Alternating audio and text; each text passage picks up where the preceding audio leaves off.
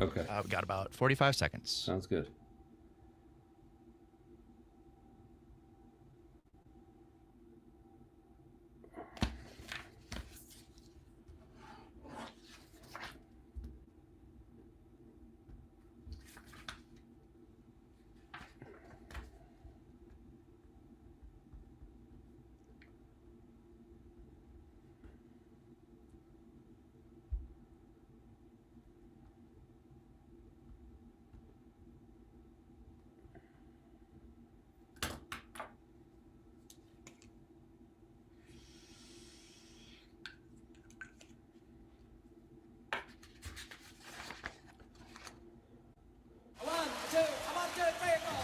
Broadcasting live statewide from the Civic Media Studios in Green Bay. This is Nite Lite with Pete Schwaba, your inside source on everything entertainment from Wisconsin to Hollywood.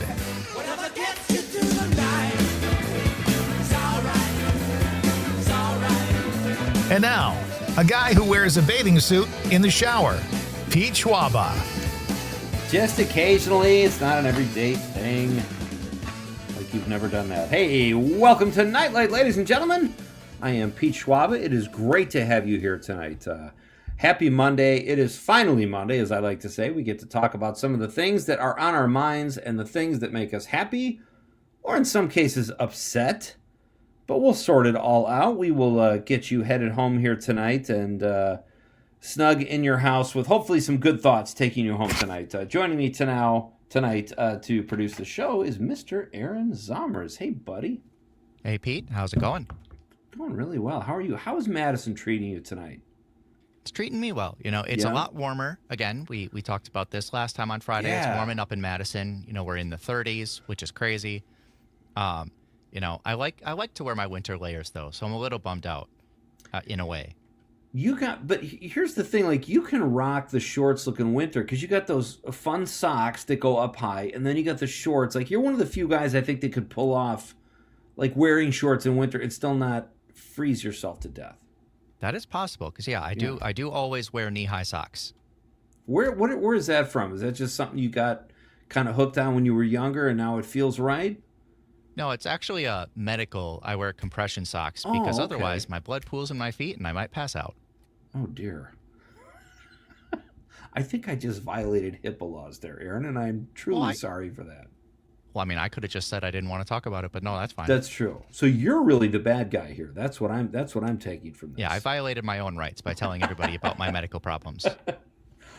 I think you're doing just fine, buddy. It's good to have you here again. Always fun to work with Aaron Zomers. We are going to talk about a lot of different stuff. There's a lot going on in the news today, just by way of entertainment and current events and all kinds of stuff. We're going to get to all that. We're going to talk about the Super Bowl halftime show. Okay, this is interesting. Like, I woke up today and nobody is talking about the actual game, the actual Super Bowl. They're all talking about the halftime show, the numbers, all that kind of stuff. Nobody gives a damn about the game, and rightfully so. It was kind of a dud. Yeah, I'm actually a little disappointed because it wasn't more of a dud. Like, the first half just sucked, and then they actually started scoring some points, and I was really disappointed. I was hoping that I was about to witness the first Super Bowl to not have a single touchdown, and instead it was just lame. And I love movies that are either the best of the best or just awful. I have no room for mediocrity, and I felt the same way about the game. You know, I would tend to agree with you, except I think the game was not even mediocre. I think it was really dull. And then, like you said, there was a little window in there where it was like, oh, are the Patriots going to do something? Nope, they throw a pick, and it goes right back to. So I would put this in not Stinkville, but it was a dud. Not as bad as a really terrible movie, so to speak, but pretty bad. At least it didn't have the infamous Black Eyed Peas halftime show. You know, I can't even remember that halftime show. What happened? What was so bad? I wish I couldn't remember it. It was clear that either all the members of the band, I mean, like, compare it to Usher when he's been in the Super Bowl halftime show. Sure. Amazing singing and breath control and still dancing. The Black Eyed Peas, they're kind of just standing there pumping their fists, not really dancing, and singing horrifically off key. I don't know if they couldn't hear themselves or they just can't sing or what, but it was very bad. I'll have to Google that because to me, like my all-time favorite Super Bowl halftime show was U2. Right after 9/11, they had that big banner of all the names. They didn't get all the way through it, and people criticized them for that. But it's like it was a nice gesture, and they did "Streets Have No Name" and "Beautiful Day," and it was just a spectacle. And it was so strange at the time of 9/11. It was all kind of a dream. Like I hadn't really processed it until the Super Bowl. It was just kind of like, oh, this is part of our lives. I hadn't really thought it through. But during that Super Bowl halftime show, I literally lost it. I was bawling my eyes out. I thought that was great. I thought Springsteen's show was great. I liked Usher, loved Bruno Mars, loved Prince. And what did you think of last night's show? I really liked it. I thought, Yeah. and I know a little bit of Spanish, but not Okay. much. I don't think you need to because the storytelling was set up really well between the camera, the locations. I mean, he was obviously going through his favorite things about Puerto Rico, and the ending was very powerful with everybody coming together, all those different flags of Yeah. America, not just North America, not just the United States, all of America united. I thought it was very cool. I thought it was great. I don't know his music. I didn't really until the Grammys. I kind of watched that a little bit just because I knew he was going to be the halftime entertainment at the Super Bowl. But I don't know Bad Bunny's music. I thought it was fine. I thought it was fun. I thought it was like upbeat, kind of everybody dancing. What you're right. It wasn't hard to follow. Like I kind of was like, okay, are these actually people getting married or is this a staged wedding? Either way, it's about love. I can roll with that. But you're right. At the end, it was cool. It was cool when he gave a Grammy to a younger version of himself, which I thought that was great. And then how about all the cameos? You got Jessica Alba, Pedro Pascal, Lady Gaga performed, Ricky Martin, who doesn't even look. He looks like he's gotten younger somehow. He really It's does. annoying. But it was great. I thought all that was great. I thought the performances were fun. Again, this is really interesting because I just read this. A friend of mine shared this on Facebook from Media, I believe. And it said the Super Bowl is not meant to bring the whole country together. It's not meant to divide us. It's meant as kind of window dressing, background entertainment for the game. But we've built it into this thing where all of a sudden it has to matter. It has to unite us or God forbid it divides us because there was an alternative show that we all know about, the Turning Point USA show. But I thought that was a great point. It's like, when did we put all this social awareness on a Super Bowl halftime show? What's supposed to just be a fun performance? Yeah, that is very interesting. And you compare it to a lot of the past ones. A lot of them have ended up taking on meaning. Like you mentioned, U2, obviously that was made at a very particular time. It kind of needed to have meaning to bring people together. But like Rihanna's show from a couple of years ago, it was just a good show. Yeah. You know, it didn't make any statements, at least I don't think it did, except, hey, look, I'm pregnant. Right. The weird thing is, I don't know why people get so upset when they, well, I think I know why, but when they pick Bad Bunny or when they pick Kendrick last year or whomever, so what? Go refill your drink. This isn't for you this year. Okay, you don't like this kind of music. I had never really heard Bad Bunny's music before that. I'm not going to go and start posting on social media and you know, start my own Super Bowl show. It's like, I don't understand where the vitriol comes from toward that. It's just supposed to be a fun, and if one particular year it's not for you, okay, big deal. Most of the Super Bowl halftime shows, like I said, I'm U2. Springsteen, loved Prince, Bruno Mars. The rest, I don't care about. Put whatever on there. I'm just hoping to see a good game.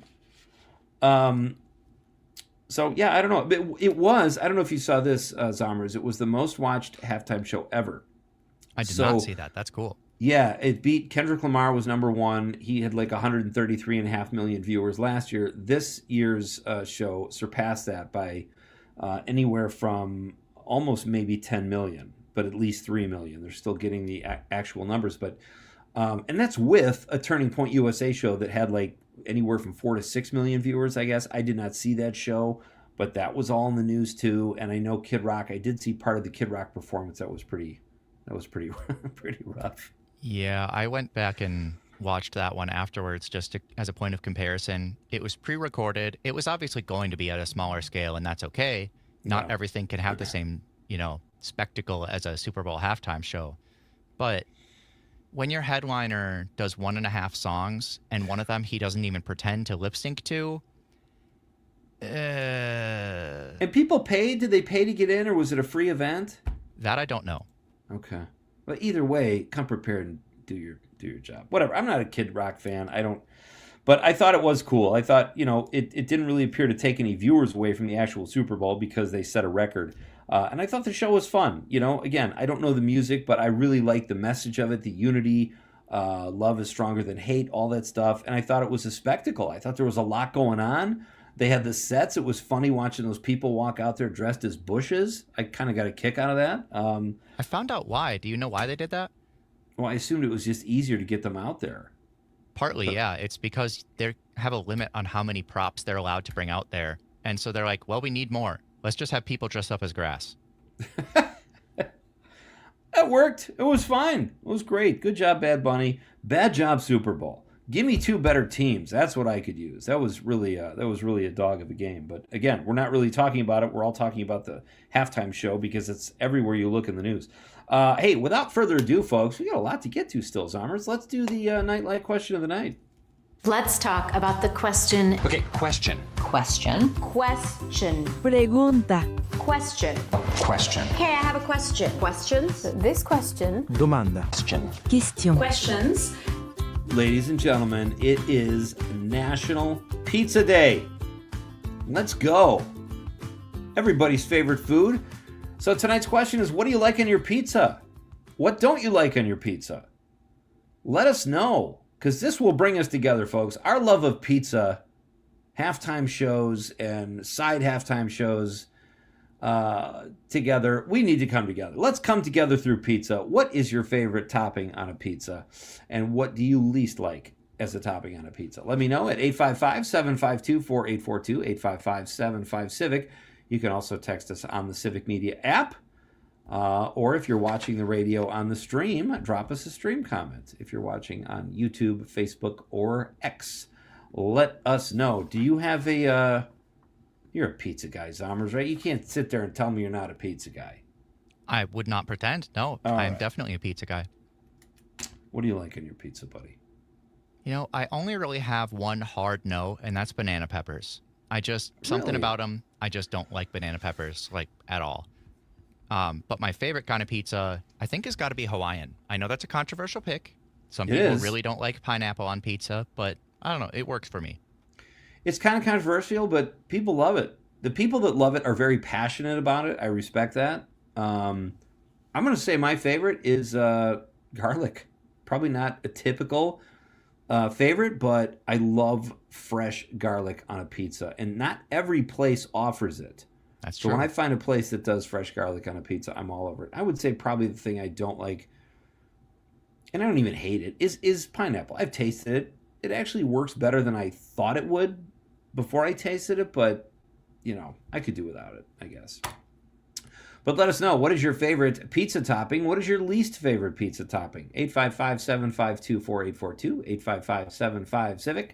We've got lots to get to. We've got Zommers saw a great movie over the weekend. I saw a great movie over the weekend that I did not expect to like as much as I did. I went with my wife. I'll tell you about that after the break. I'll also tell you who tonight's guests are on Nite Lite. We have a jam-packed show, lots of fun. Dave on the stream leading us off with the text response that says sausage and pepperoni, and he hates mushrooms and olives. I could almost steal that answer, but I'm going to stick with my garlic. All right, we are coming back. This is Nite Lite with Pete Schwaba. Aaron Zommers riding shotgun. Let's do this, folks. Let's go.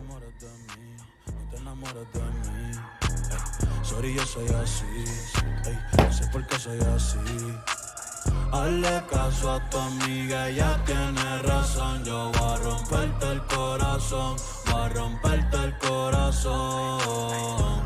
No te enamores de mí, no te enamores de mí. No, sorry, yo soy así, ya, no quiero ser así,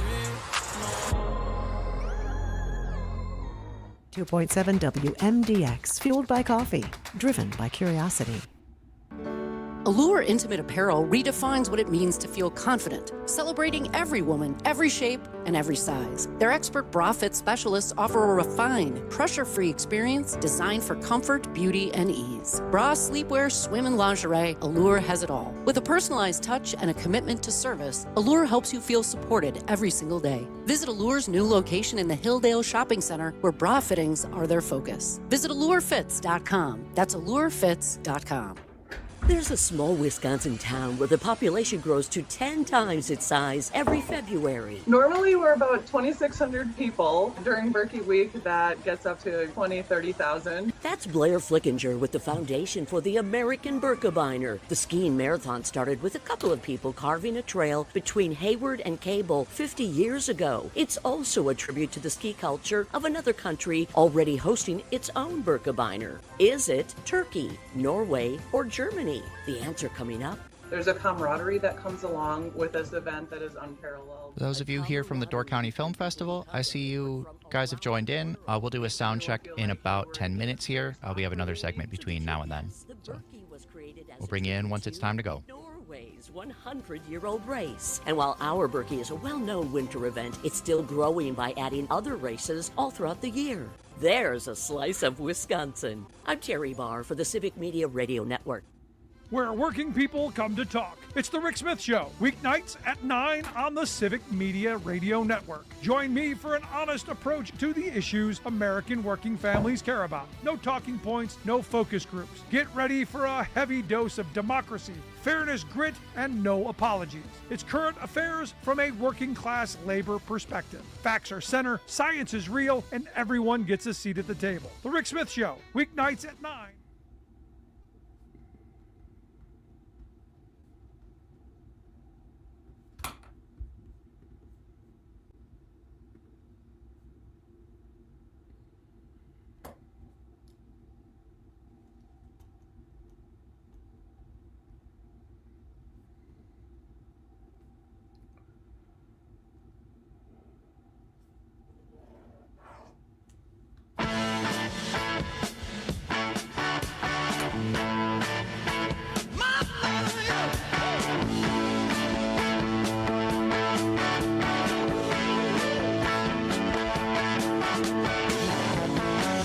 Welcome back.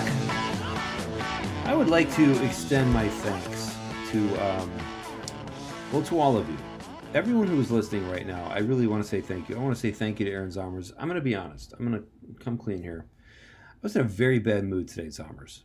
I got up. I went to the doctor. I had this lingering cough I can't seem to shake, so I wanted to make sure it wasn't like a virus or whatever. So I get up, and on my way back, I get coffee, or I make coffee at home, and I realized about 15 minutes ago, I drank decaf this morning. And I'm not caffeine addicted, but I do need my little jolt in the morning. Never got that today. And I realized when I went up to make coffee tonight, I'm like, God, I need more coffee. This has been brutal today. I have this little marker on the bottom that shows me what the decaf is. I was drinking decaf this morning. Well, that'll do it. Really irritated myself. So thank you, everybody. But I feel good. I feel we're talking about some fun stuff here. Halftime shows. We're going to talk Olympics and get a medal count. The USA has won, I think, at least 2 medals. We'll get to that.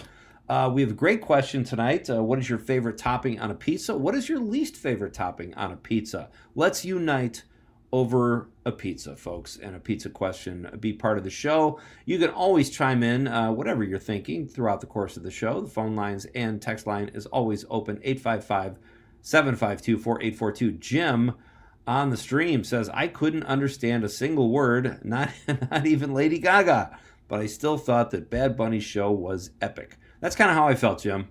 I knew there was a lot going on. I appreciated the production that went into it, right? And then by the end, like we were talking about, Zomers and I were talking about, I kind of knew what was going on. And just, it was a great message. Silver, how do you say that person's name, Zomers? I don't know. Silver Highmat, maybe? Highmat? Okay. Let's just call this person Silver. That's a great name. Pepperoni, Silver says. Silver, I'm totally with you. I like pepperoni with my fresh garlic on my pizza. That's how I roll. So we've got a few things going on here, folks. We have to get to the Olympics. Did you watch any of the Olympics, Zomers? I did. I've been watching some of the various skiing things. I watched a little bit of the biathlon, or as the announcers called it, the biathlon with all the athletes. That's one of my pet peeves when people add syllables to words like that. But, just mute it and watch. Right. Watch the luge, all that good stuff. I haven't seen any of those fun things yet. I got all excited because my wife and I went to see Anaconda on Saturday. And we have a discount theater here in Marinette. You wouldn't think Marinette, Wisconsin is big enough for a discount theater. We have one. It's awesome. It's called the Mariner. So we went to see Anaconda, and I really enjoyed it much more than I thought I would. I thought I was going to kind of get a kick out of it because it was just fun. It's Jack Black. It's Paul Rudd. And really enjoyed it. But we went home, or on the way home, we got food. And we're like, let's go home and watch the Olympics. Curling. Sorry. Can't get into that. Got this great food. We get home and we watch people sweeping. I will say, I like curling better than golf to watch on the Olympics. That's fair. But that's a low bar. That's a low. I would say, as far as in terms of athletic ability, probably similar, right? Like, you don't have to be a mountain of muscle to play either sport. You don't really have to be able to hit a curveball or throw a ball 50 yards. They're very basic, easy sports conceptually. Right. But I it's kind of just agree more with you. The fine tuning. Yeah. I'm sure what separates the elite from the average curler is there's probably a lot that we don't know. Listen, it's obviously it's a competitive sport. It's hard to get into the Olympics regardless of sport or what kind of athlete you are. But if a tip of my hat to all of our curlers out there, I'm sure there's something about it that I don't know. There's a skill, whatever. Having said that, I am very good at sweeping my floor at home. And if they gave out medals for that, I might be in the running. But we've got 2 medals so far, Zombers. We've got Breezy Johnson won for the women's downhill event. I think she got a silver? I think women's so. Downhill? Yeah, I think it was a silver, which our texter can relate to, who likes pepperoni on the pizza. And then we've got the U.S. women's figure skating team defended their title in the team event. That's kind of exciting. From 2022. They took gold, Zombers. That's the penultimate. The penultimate, but it's gold? It's gold, right? No, they won gold. U.S. figure skating team also won gold in the team event, beating Japan and defending their title from 2022. So the penultimate just means like the ultimate. Oh, right. Yeah. My bad. So, no, it's not a separate award or anything like that. You win the You win the ultimate pen. But Breezy Johnson won the downhill event. Lindsey Vonn, 13 seconds in. Oh my God! It's just like, and she tore her ACL and was still competing. And you're like, oh man, you wanted to win, and then something like that happens, and it's like, are you kidding me? That was awful. So we'll keep you posted. Yeah, unheard of to come back from that injury and go back to the Olympics, and then, injured again horrifically. How do you think it must be like for that muscle or that whatever the ACL is? Is it a muscle? Is it a nerve? I don't even know. Ligament, right? It's a ligament. Yeah, anterior cruciate ligament. So you must just be able to kind of fake your way through something when it comes to skiing. I know you can't do it in running or anything like that, but very sorry for Lindsey Vonn. That's too bad. I think Germany is leading right now with the medal count. I think they have 4 unless this has been updated. But we will keep you posted on the Olympics, folks. It's exciting stuff and many more great events to come. Our question of the night is, what is your favorite pizza topping? It is National Pizza Day. So let us know, and you can also tell us your least favorite if you are so inclined. When we come back, we have 3 gentlemen from the Door County Film Festival. We've got Mike Siegel, host of the Travel Tale podcast, and a comedian coming up at 6:35, and Rich LaCasio in hour number 3. Folks, we're doing it all tonight. We're coming right back. It's Pete Schwaba and Nite Lite.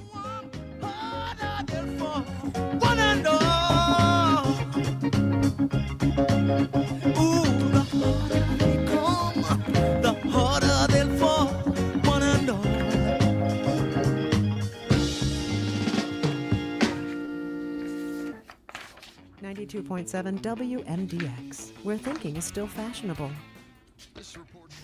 Hello, thanks for joining us tonight. And thank you. Thanks for having us. Thanks for having us on, gentlemen. How's it going, guys? Best day of our lives.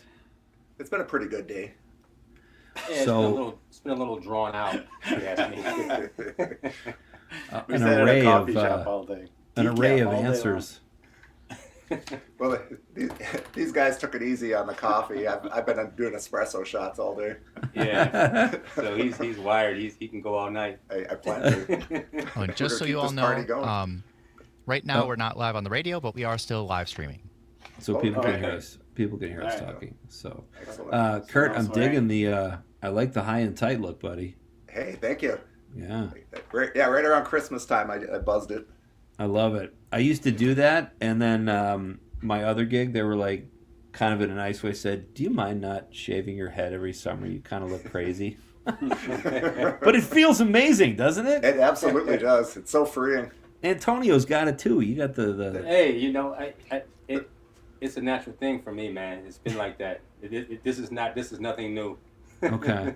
If they said who wore it better, I'd say Antonio. Yeah. We're looking more like, you know, what? We're not Dumb and Dumber, are we? No. We're slick and slicker over here. I was going to say it's a slick look.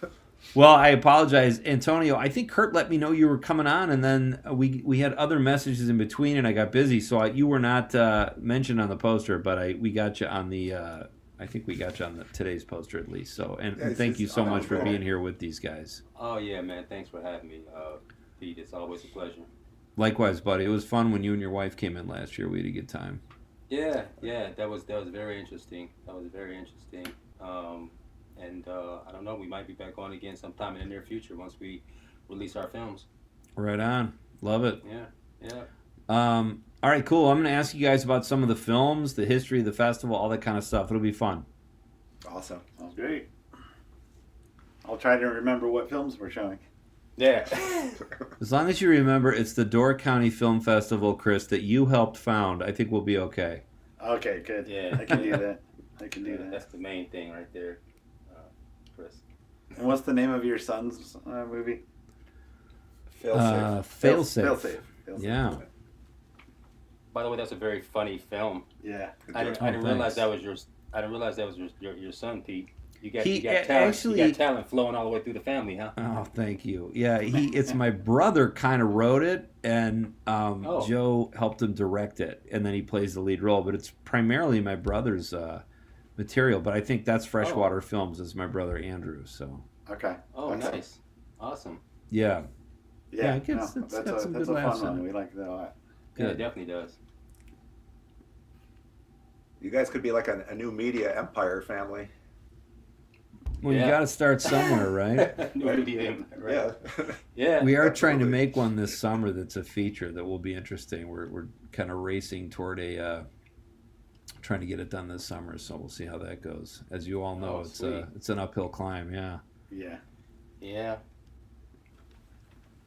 Now's By the way, time it to seems put in like the grunt work. you guys are across the room from a laptop or something.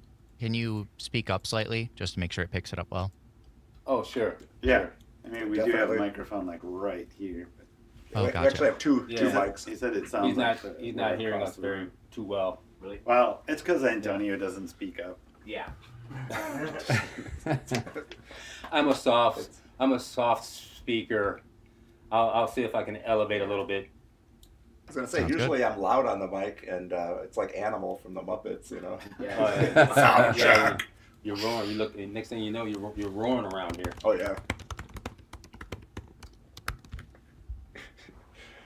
So, like at the Christmas pageants when we were kids, my younger brother was always just a very loud talker, and so the kids would be going and introducing themselves at the end of their little pageant, and Sasha, Brittany, and my brother would come on, just blow the mic, Everybody covers their ears. It's a lot of sound for a little guy. He made sure he was recognized and heard. Exactly. They will hear me in the back of the room with or without a microphone. All right, here we go. All right, let's do this. you have just one brother, or do you have more siblings? Because I met I one have brother. more siblings. Okay. 'Cause your brother came last year, right? This was- You had a brother come last year to the festival. That was the older brother. All right. Welcome back, ladies and gentlemen. It is a Monday night in the state of Wisconsin, and we are broadcasting statewide, because why wouldn't we? Hope you're having a great day. It is Monday, and we are talking about the things in life that make us happy, like movies. We've got a little pro wrestling talk later in the show. We'll talk to my pal Mike Siegel and get his thoughts about the Super Bowl and the halftime show and all kinds of stuff. And we're talking pizza. Our question of the night is, how do you like your pizza in terms of toppings? What is your favorite pizza topping? What is your least favorite pizza topping? Let's come together and be unified in our talk of pizza. Aaron Zommer's riding shotgun tonight, working the board. And now, folks, we've got, this is fun. I love film festivals. And there's one right here in my own backyard, or I should say across the bay, directly just about from where I live, and it's the Door County Film Festival. And it is my pleasure to welcome three of the creative brains behind this year's festival, Kurt Kraus, Chris Opper, and Antonio Polk. Gentlemen, good evening. Welcome. Hey. How are you? Hey, Wonderful. man. How you doing? Doing very well. Thanks for having us on. You guys kind of have the, we were talking a little bit during the break, and you all seem a little bit fatigued, like the festival is finally here, and you're on fumes, but it's a beautiful thing. Would that be accurate? That is pretty much it right there. That sounds spot on. Yeah. Chris Opper, last time you were here, you made reference in our exchange about how bad the audio was. I don't even remember that. What happened? So we ran our headphones through this little device because it's the only way I could get two microphones or headphones hooked up. Okay. And I kicked while I was moving around, I must have kicked the cord and it unplugged. And the battery died halfway through the show. Oh, no. And all of a sudden, we just couldn't hear you. And you could hear us, so we look like two yahoos trying to, what's going on? He got a little antsy in the process. So it made for good entertainment, I think. Well, it sounds great tonight. I'm glad you guys are here. Before we get to the nuts and bolts of the film festival, I have to ask you the very important question of what are your favorite pizza toppings? Let's start with Kurt. I'm a big pepperoni and pineapple guy. Pepperoni? Is you hear that, Zommers? You know, I'm glad that I'm not the only one here who likes pineapple on pizza. It's more and more popular. What don't you like, Kurt? What don't you like on a pizza? Anything that's fishy, like anchovies. Okay. You know, some people dig the anchovies. I never got behind that. Yeah. Or cod. You ever have cod on a pizza? I didn't even know that was a thing. It's Okay. For good that must be a reason. marinette thing. Yeah, marinette. Antonio, you're a Chicago guy. I don't know man. that necessarily. I'm not trying to pigionhole you into a certain type of pizza, but how do you roll? I'll roll with the sausage and the mushrooms, and it's ironic because these guys love pineapple, and that's your next question is what's my least favorite, and guess what? It's pineapple. Same. Yeah, same, buddy. The concept is kind of messes with my Yeah. whole understanding of pizza. So, do you have a favorite Chicago pizza, Antonio? There's a place called Pizzeria Uno, which has a extremely outrageous deep dish pizza going. That's so good stuff. If it's sausage and sometimes pepperoni, you can mix pepperoni in there sometimes, and a little mushroom, and in a deep dish fashion, man, it's all you can ask for in a deep dish pizza, bro. I'm with you. Chris, what about you? I don't really care what's there, but you throw some artichokes on there, and I'm happy. Really? Okay. I love artichokes. You know what? I have not had artichokes on a pizza in ages. I like that too, and I forgot about it. Yeah, I forgot it was a thing. Johnny O's Pizza. No, not JoJo's. Sorry. Where's that? I was in the wrong town for a second there. People will remember Johnny O's from Appleton, but no, JoJo's up in Sister Bay. Okay. They always had artichokes on their sausage pizza, and I loved it. Oh, that's so great. Do you guys, I know Kurt is in Sturgeon Bay, but do any of the rest of you guys, Antonio or Chris, do you guys live in Door County now? Well, I don't know. In our last interview, I think I mentioned that, and I don't know if you recall this or not, obviously, but I'm kind of, I don't know if you want to call it bi-coastal. I'm in Chicago, and I live in two places, actually. I live in Chicago, and I live in Sturgeon Bay. So I'm bouncing back and forth. Okay. Yeah. Yeah. Nice. That's a pretty good existence. What about you, Chris? Full-time Fish Creek. Nice. So Fish Creek, Sturgeon Bay, Chicago. You guys are crushing it. That's fantastic. And actually, I'm at part-time in Joliet now too, Pete. That's right. Hey, tell us about your gig. What are you doing there? Oh, it's great. I'm at the University of St. Francis. I'm getting my master's in talent development, and I work with some incredible college students. I love my division, my department, and it's really kind of being thrown into a whole different world. I was like 15 years removed from a college campus, and then to come back, and it's like it's kind of like a 21 Jump Street, when they go back into high school and they undercover. It's just kind of like the whole world has changed. Have you had a toga party yet? Not yet, but I'm not ruling it out before graduation. Absolutely. And do a documentary on it so they can play it at the Door County Film Festival. All right, so let's call it Toga Doc. That's right. All right, so let's jump into some film festival talk, guys. I love kind of the evolution of this film festival. Chris, let's start with you because you were one of the original founders, to the best of my knowledge. Give us a little bit of background on the Door County Film Festival and how it came to be. So Joel Kurzabit owns Base Camp Coffee Shop up in Sister Bay, and the old one, he had one. He had closed it down for a while. He's in a different space now, but back then it was the small little place you could fit like maybe 30 people in the room, and they had a film night and they showed some films from Milwaukee Film Festival. So he liked it. Yeah, I said I'd like to do that more often. And I just kind of blurted out, well, I've always wanted to start a film festival. And when you say that out loud, you become the director of a film festival. From that moment on, we just started talking about, okay, well, let's start gathering movies and whatnot. And we liked it. So we did it again the next year and then kept moving. It sounds like it was called the Door County Mini Festival or Door County Film or something like that. Mini Movie Night. Mini Movie Night, that's right. Yeah. And then it kind of went into the Short Film Festival, and now it's a full-blown film festival. So, I mean, where do you see it going from here? Like, are you hoping to keep growing it to the point where, I mean, who knows? Is the sky the limit, or are you happy with the size of it right now? We're pretty happy now. This is kind of where we were heading, but like you never know how things are going to evolve, and we were getting last 4 or 5 years we've been getting more feature films submitted. Yeah, and we were actually called the Short Film Festival. So I thought, well, if the features want to elbow their way in, let's do this, and we dropped the short. So now, this year we have 3 feature films.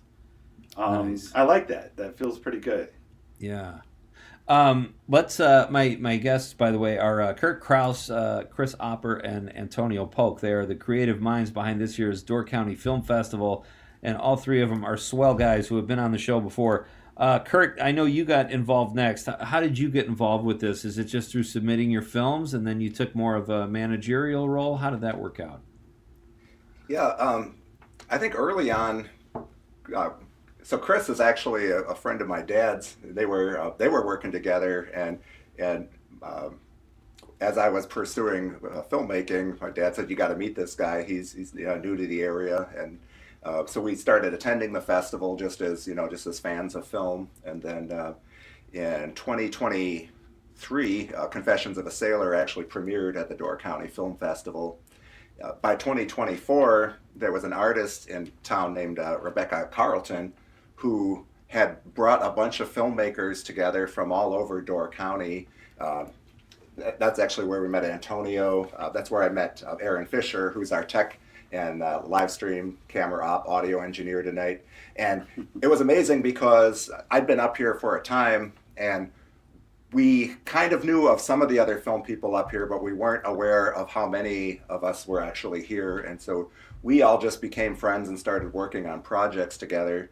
But it was at that meeting that Chris invited me to come work on the festival, and I've loved it since. It's been great. Antonio, was it the same thing for you? Like, you were making films? I know you're a very active filmmaker too. How did you get involved? Yeah, it was in that same ballpark as Kurt mentioned. We were like, you know, Aaron invited me to this gathering that this young lady was having as far as filmmakers are concerned. And that's where I met Kurt. I met Chris there and such, and also I had a film that I submitted to the Door County Film Festival last year called Detained, and I was at the Y one day getting my swim going, and I happened to run into Kurt, and I'm like, hey, that guy looks familiar. I was telling, my wife was with me, and I was like, that guy looks familiar. He, you know, when Kurt smiles, it kind of, you know, light the whole room up, you know. So I kind of remembered him by his smile. I said, hey, weren't you the guy who was at the gathering last week of the filmmakers? And he said, yeah, and we started just talking, and I told him I was working on films and so on and so forth, and next thing I know, he ended up in one of my films. I casted him in one of my films, Angels in the Ride, which is soon to be released.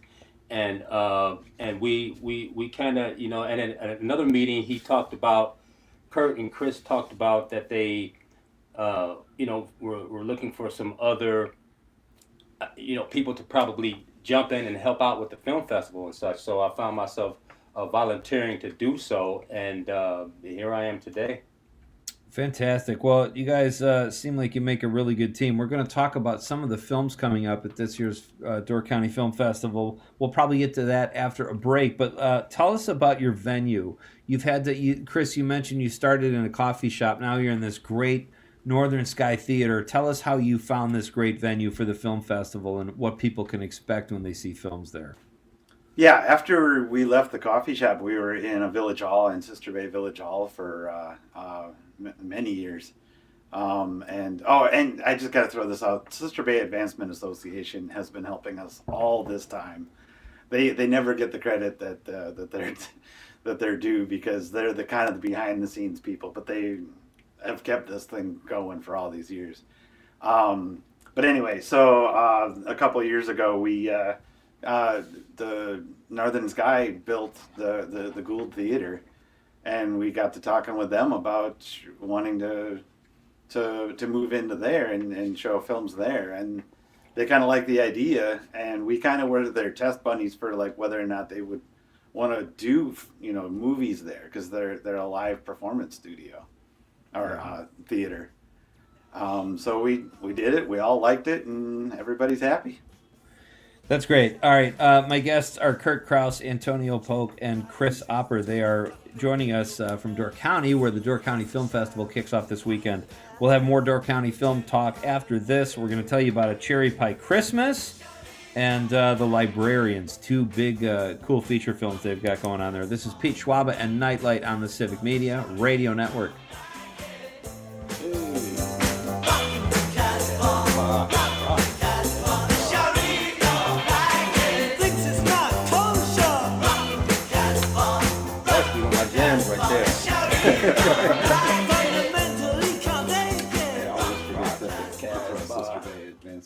No, I'm glad you did. Yeah. Sports for Madison right here on WMDX. Like, yeah, these are the guys that run the film festival. Well, it's true.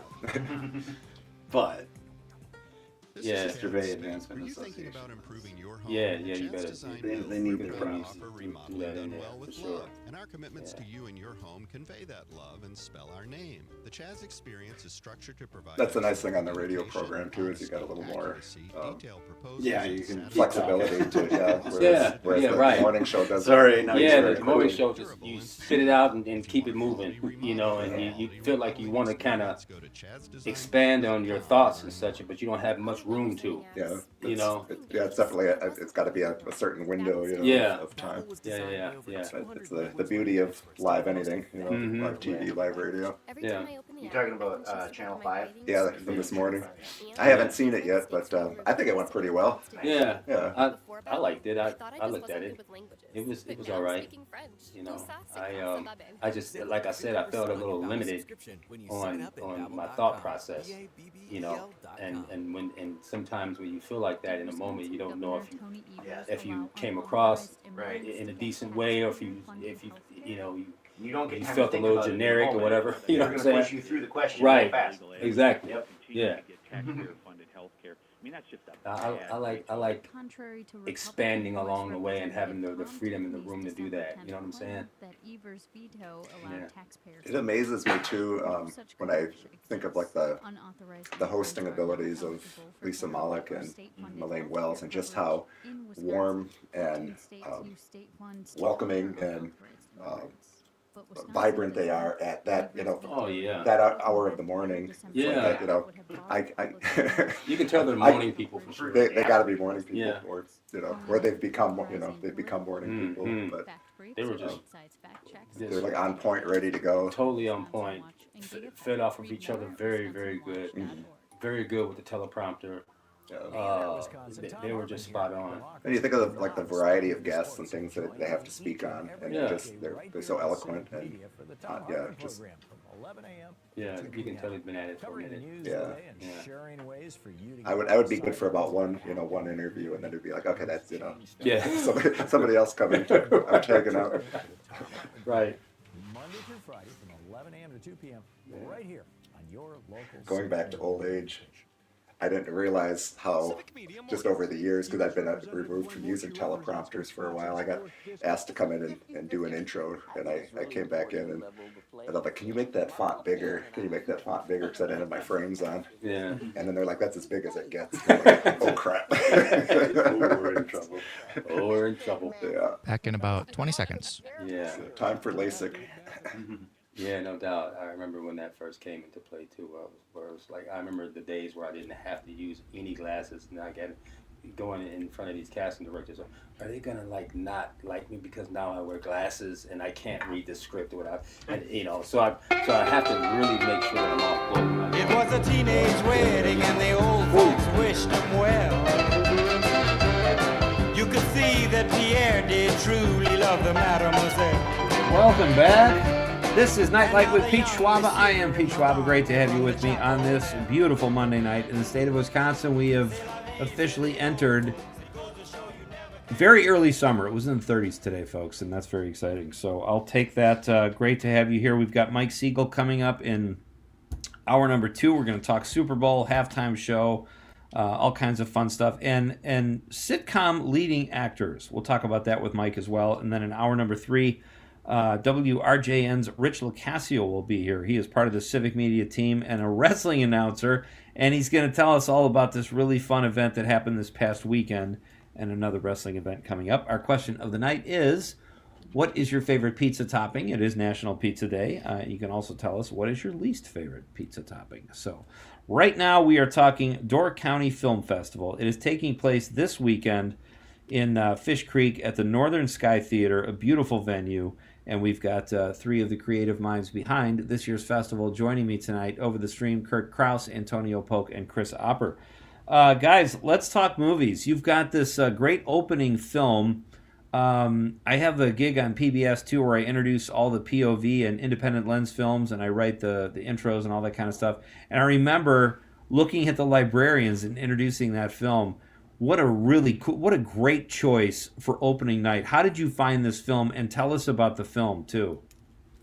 Well, that was actually brought to us by the Friends of the Library Door County chapter and the League of Women's Voters of Door County.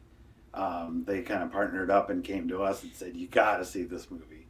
And we would love to sponsor it if you can get it on your program. And it is a great movie and really, really good talking piece for these times when there's a lot to talk about. You know, I've had David Patterson on my show, whose mom, Catherine Patterson, wrote Bridge to Terabithia, just an outstanding book. It won the Newbery Award. He said there have been places that book has been taken off the shelf.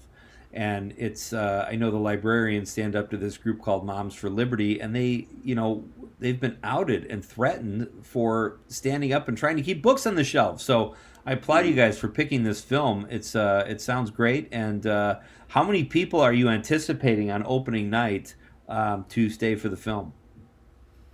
The studio or the theater holds 240 people, I believe. That's the correct. And we're hoping every one of those seats get filled. That's great. I'm excited. Spoiler alert, I will be there this year, and I'm giving the keynote address at the on Friday night. I'm diligently working on my speech. I've got all the curse words almost removed completely, so it should be a lovely evening of and I'll try to keep it brief. But I'm honored that you guys asked. I love film festivals, and those of you listening who have not been to a film festival, you cannot beat the Q&A and the time with filmmakers and the movies they select as well. So tell us about, are you featuring a Cherry Pie Christmas, or is that just showing at the theater separate of the film festival? I want to make sure I got that right. Well, yeah, no, it is part of the film festival. Okay. But yeah, we just wanted that to be our closing for this year. You know, it just the relevance of how cool it shows Door County Light, and you know, everybody's really excited about the movie, and just give people one more shot to see it in the theaters.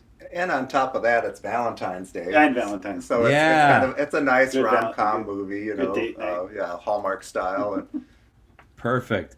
Have you, any of you guys, I know I had the lead actress on this show 2 or 3 months ago, and she was so great, so much fun to talk to. And we talked about the tour that Door County is offering now, based on the film, some of the film locations. Have any of you actually taken the tour, or are you just like, no, I live here, I see that place all the time? Yeah, that. Yes, the second one. I haven't taken the tour. We took the tour Probably before the tours, movie was done. So, all right, I want to. Can you guys stick with us through the news so we can talk about a few of the films that you guys are offering? We won't keep you too long. I know you guys got a lot of work to do, but one film we've got about a minute and a half till the news. I want to talk about first is Daniel Needs to Leave, because you mentioned the film Failsafe. The two of them have been in this groove where they've been in the same festivals. Such a funny film, and Daniel Wheeler has been on Nite Lite, as has the filmmaker Craig Knitz. So tell us about Daniel Needs to Leave. Was it a no-brainer accepting it into the festival? Oh yeah, that's one of the easy ones. Yeah, it gets you laughing right away, and it never stops.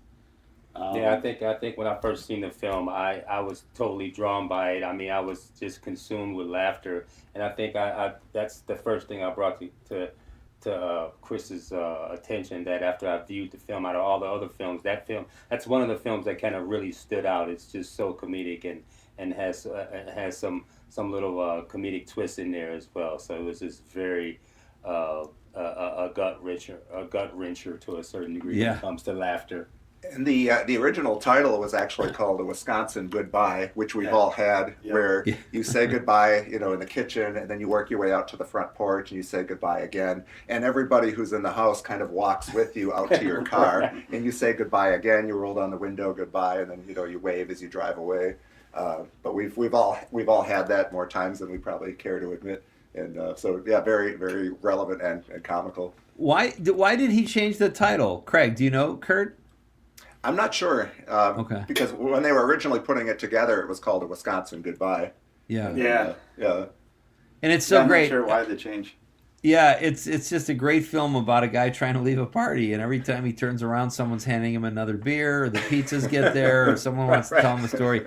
It is just a real, and it was all shot on an iPhone. I love how innovative Craig was too with the movie. All right, so we are talking Door County Film Festival with Kurt Krause, Antonio Polk, and Chris Opper. We're going to talk with these guys for just a few more minutes after the news, and we'll give you a quick look at some of the short films you can see at this year's festival, which is going to be absolutely Tons of fun this weekend. This is Pete Schwaba and Nite Lite. We're coming right back on the Civic Media Radio Network. I realized I shot an iPhone. I haven't shot an iPhone. Eric, can I use your bathroom? I thought I could hold it. Wow. Past the refrigerator, you'll see it.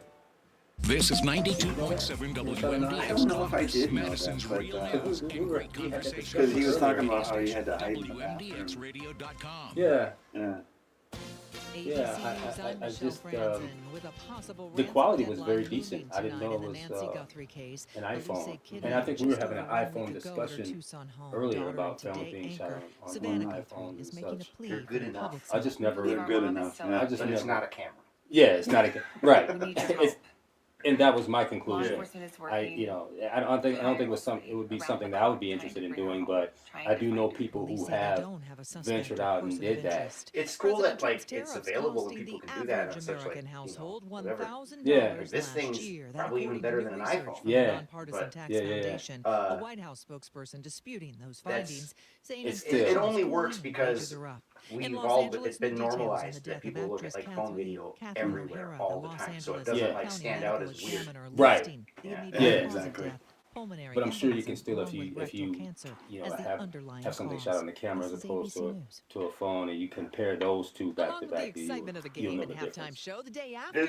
Phones do the things they can very well, but you're not going to be able to get ads, including maybe the most ever in Ben big Affleck's depth of field and stuff with it. Yeah, it just doesn't right. work that way. Yeah, Well, no. it's kind of the same when video took over and people talked about well, it's never going to look as good as film. No, it's not. It's true. Right, it's totally Carpenter true. showed up alongside a man made entirely of But Pringles our potato eyes chips. changed. Amidst all those, The many mid said it 80s, was a we bit were just like, no, unsettling to see video's Mike great, Tyson video's in great. close-up Right. black and white, urging us to forego Dunkin' Pringles and other processed foods in favor of fresh apples. Sherry Preston, ABC News. After the week of brutal sub-zero temperatures and whipping wind chills, the nation's midsection to the One of the northeast boogie could nights. get some relief. You're telling me the Warmer future is temperatures are on the way videotape? later on in the midweek. On Wall Street, stocks ending up today with the Dow adding to its record-breaking streak. Michelle Franzen, ABC News. Mm-hmm. This report brought to you by Chad's Design Build. See their dedicated team of experts. Remodeling done well with love. Chad'sDesignBuild.com. You're a storyteller, negotiator, artist, innovator. Whatever your passion, whatever your skills, behind the scenes or in front, you belong here. A career in broadcast media. Local radio and TV stations in every town and city need someone like you. So do what you love and bring your talent to life. Your passion, your skills, your career. You belong here. Learn more at youbelonghere.media. Join me, Tom Hartman, each and every week. There you go, a nice sized bathroom. The Tom Hartman Yeah. program right here on the Civic Media. Do the trick. What do you say to that? Thank you. Thank you. I built it myself. Take 15 minutes if you like. You got to commit to the 15. I'm going to commit to another 15. Commit to another 15. Media station from 11 a.m. to 2 p.m. Tom Hartman program. You're in. I had to get you on that from the text. You said, that looks like I'm going to be committing to another 15 in here. The Bucks in Orlando tonight to take on the Mets. So as we were coming into Sturgeon Bay, all of a sudden, whatever was inside of me just kicked in. And so you guys were, I was going to do an emergency pull-off at Quick Trip.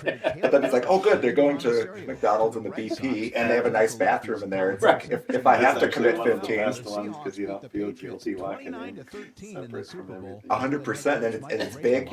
You're not holding anybody else up, as opposed to like the one that you lock yourself in.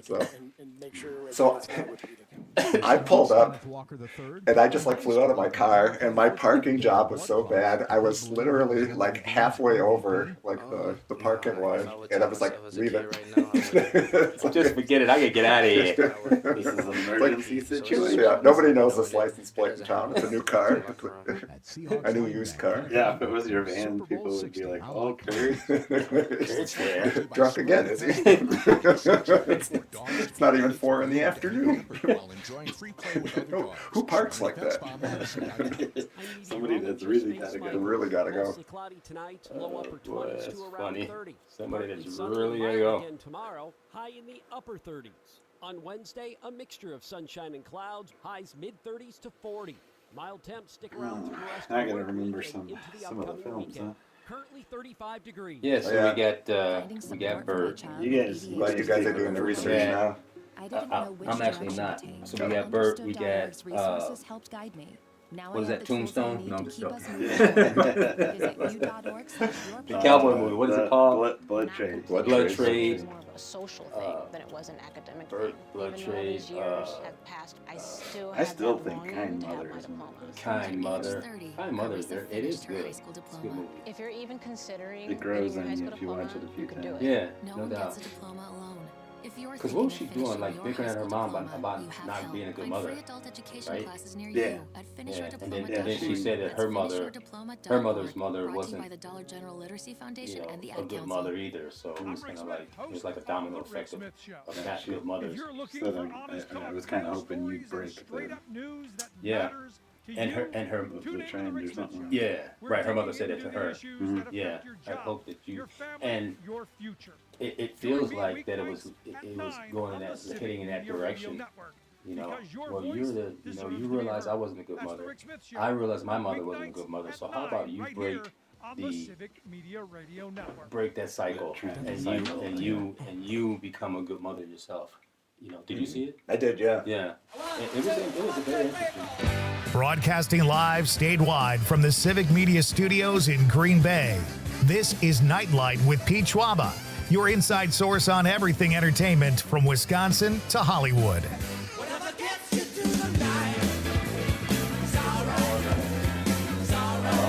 And now, a guy who's had a paper route for 25 years but never collected, Pete Schwaba.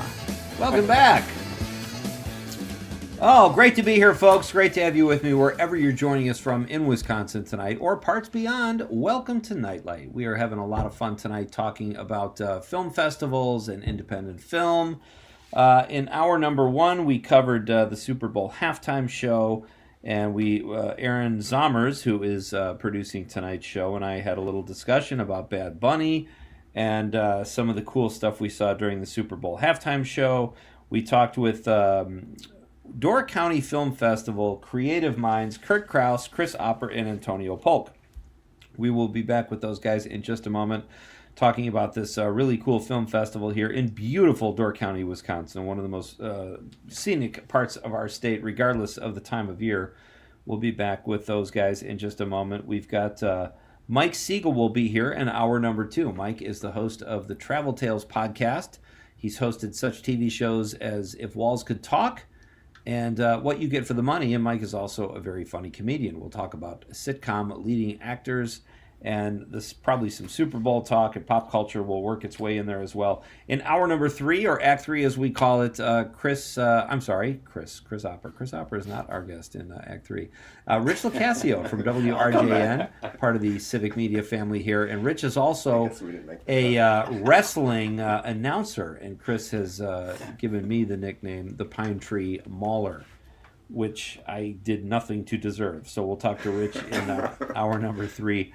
Aaron Zommers, I think it's time to reintroduce our question of the night, sir. Let's talk about the question. Okay, question. Question. Pregunta. Question.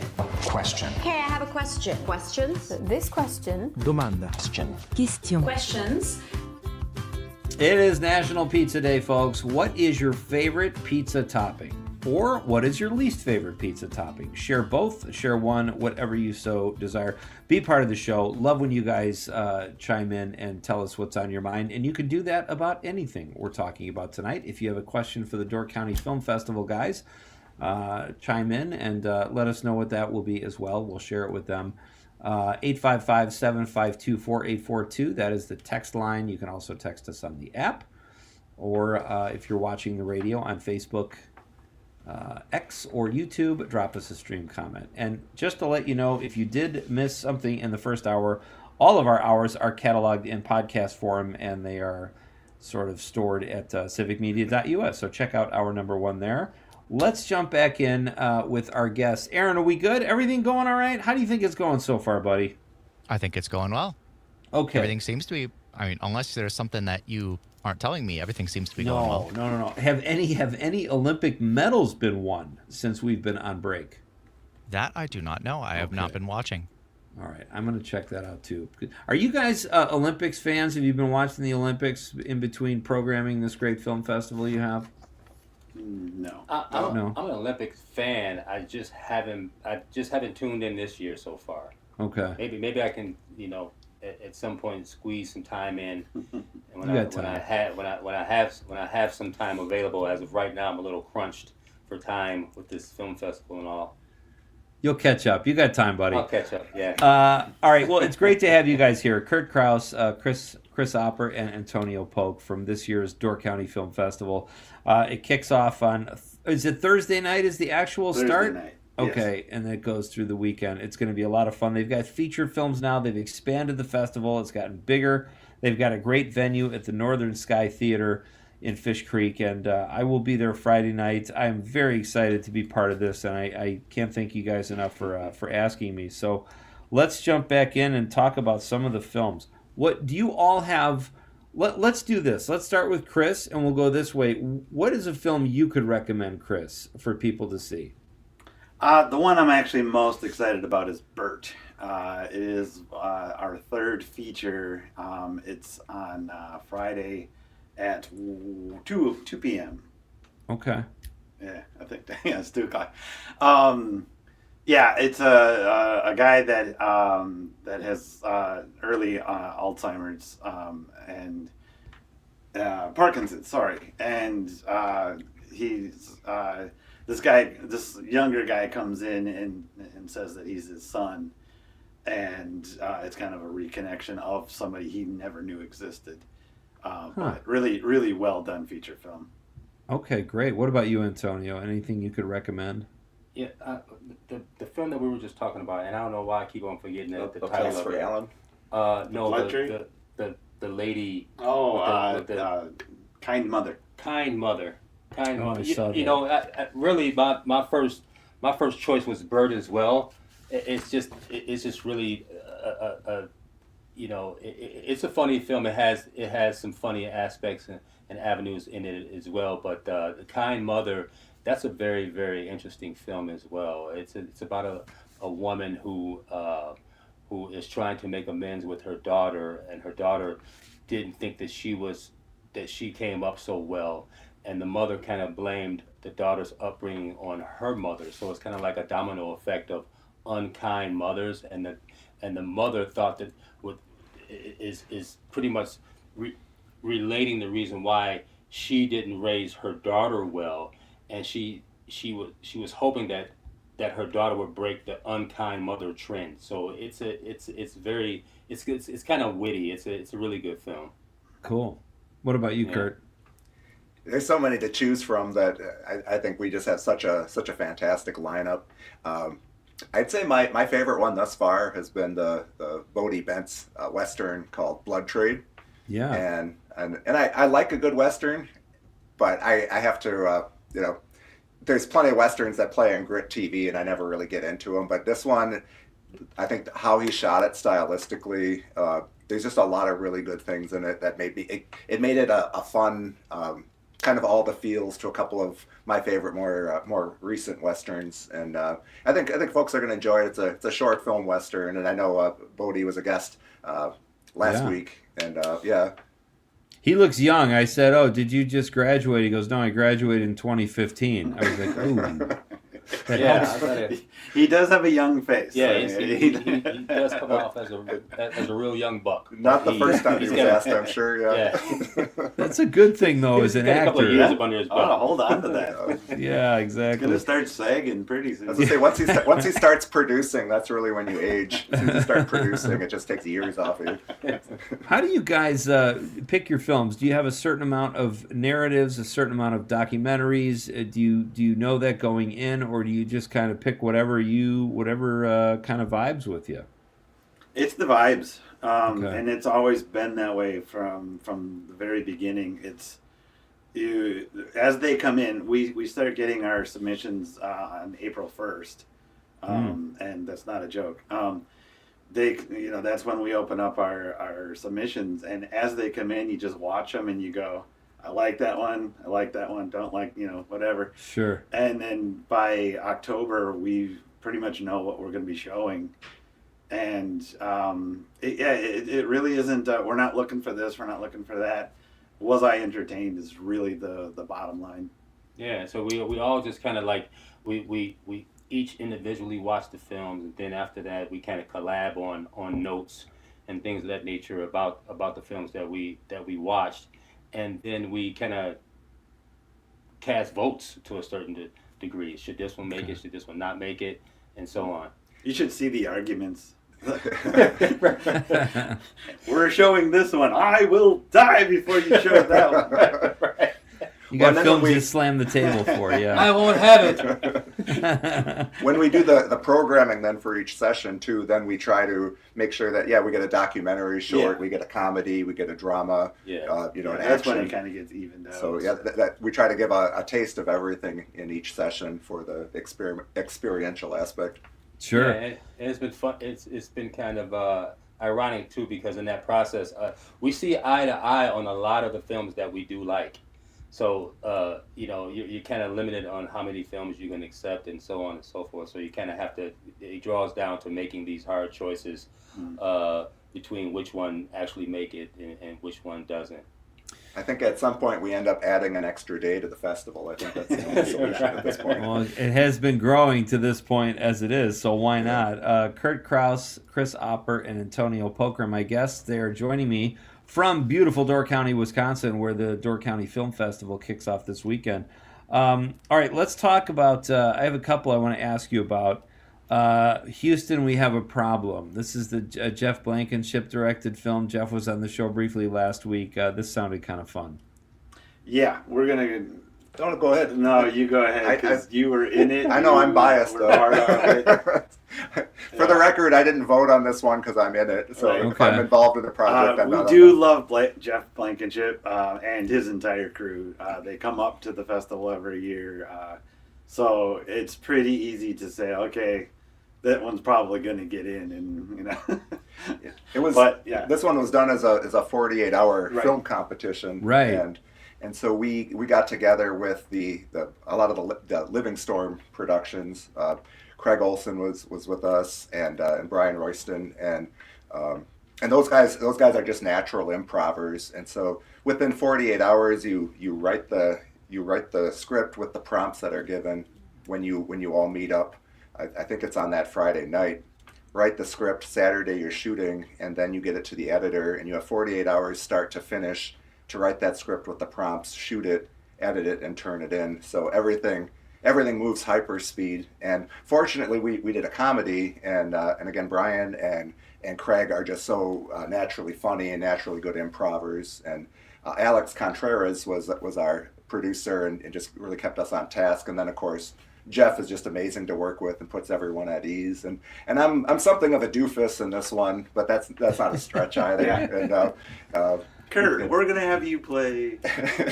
Yeah, it's based around some friends who get together for charades once a month, and I'm having car trouble and I can't make it, so we're still trying to play charades, but I'm doing it over a Zoom on my phone in the car, and it's incredibly awkward and nobody's guessing what I'm doing, and likewise I'm a terrible guesser at charades in the film. I think it sounds fun. Would you like to see more? We've got about a minute left. Would you like to see more films shot in Door County? Oh, of course. Absolutely. Okay. Yeah. Oh, yeah. Absolutely. Well, myself as a filmmaker, that's what my objective is to actually continue to shoot films on location. Because as you already know, like I said earlier, I have 2 films coming out, Better Off Dead and Angels in Orion. Both of them were shot in Door County as well as in Chicago. So, I mean, Door County is just so beautiful. Me myself as a filmmaker anticipate on just continually shoot films here as long as the films fit in my idea of or as long as Door County fit in my idea of a good location spot to shoot films. Yeah. Yeah. That's great. Guys, thank you so much. I look forward to seeing all of you this weekend, and thank you again for asking me to be there. Really looking forward to it, and best of luck. Break a leg. These all sound great. We'll talk this weekend, I guess. Okay, well, thank you so much. Look forward to seeing you. All right, man. guys. Thanks for your time. Get back at it. You got a lot to do, sure. I'm still sure, so... All right, that's Kirk Krause, Antonio Polk, and Chris Hopper from the Door County Film Festival. Check out the Door County Film Festival, folks. It's in beautiful Door County. When we come back, we're going to read your text, so don't go anywhere. It's Pete Schwaba and Nite Lite on the Civic Media Radio Network.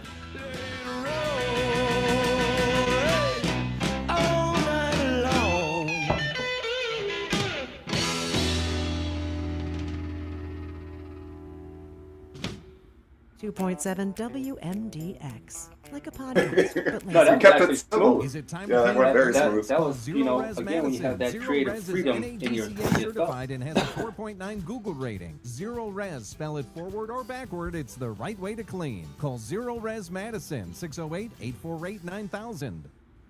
You're staring at the fridge like it's going to talk to you. I'm waiting for inspiration. Well, there's leftover salad, or... Or Sugar River Pizza? You say that like it's a question. It's pizza and pasta and pulled pork and 48 beers on tap. You had me at Sugar River. Plus, you deserve a night off from the kitchen. Right? And the kitchen deserves a night off from you. What's that? I said no one deserves a night off more than you. Grab the keys, Bob. Sugar River Pizza. Relaxed, delicious, and always a good idea. Oh, this is Robert Pilot of Native Roots Radio. On our show, we share stories from Turtle Island, highlighting the people and issues shaping our communities. From protecting water to treaty rights and preserving languages and traditions, we cover it all. By the way, Pete, I forgot talking about the TP USA halftime show. I forgot the worst part. They had a string duet of a cello and a violin. I read about They that. were clearly not playing their instruments. And the cellist was dressed up like a pirate, got a big, ornate blouse and like the gold like filigree on his jacket, got the long hair, and he plays, he does one slide up to the high part of the neck and then never goes back down. Oh my and gosh. He's just going nuts, and it's like, dude, they're playing slow notes right now. What the hell are you doing? And the violinist was more convincing, but if the cellist wasn't so overboard, you might not have realized it, but that was also completely off. Like, oh my god, they weren't. Not only were they pretending, I don't think they had heard the song before. That's why I was wondering if people paid to get in, or if it was like a big grift, Yeah, that might be. All right, so we've got a few texts on the text line I have to get to. All right, 15 seconds. Okay.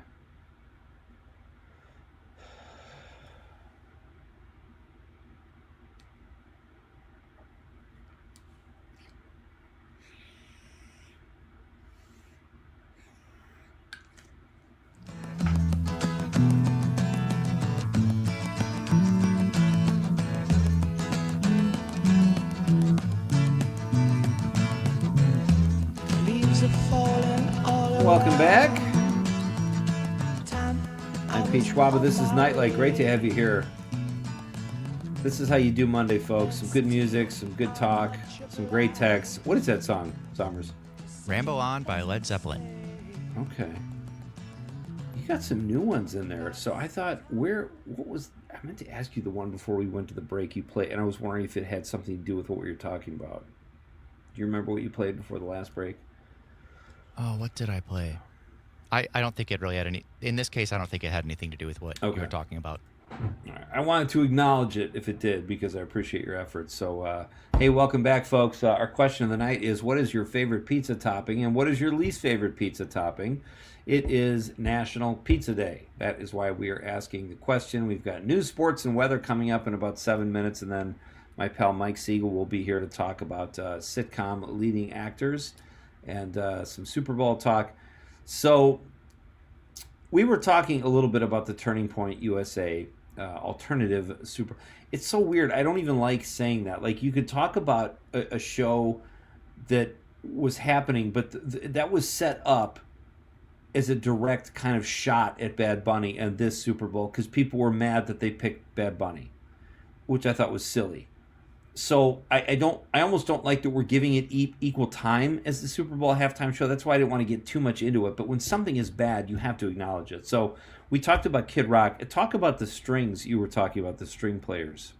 Yeah, I forgot to mention this because I had purged it from my memory. But no, I might be misremembering the timing, but I think this was in between Kid Rock's half song that he didn't actually sing and then his full song. So not only was he not singing the first, half song, he got so winded he needed a break in between. But then a string duet, like for a very low energy, low key song.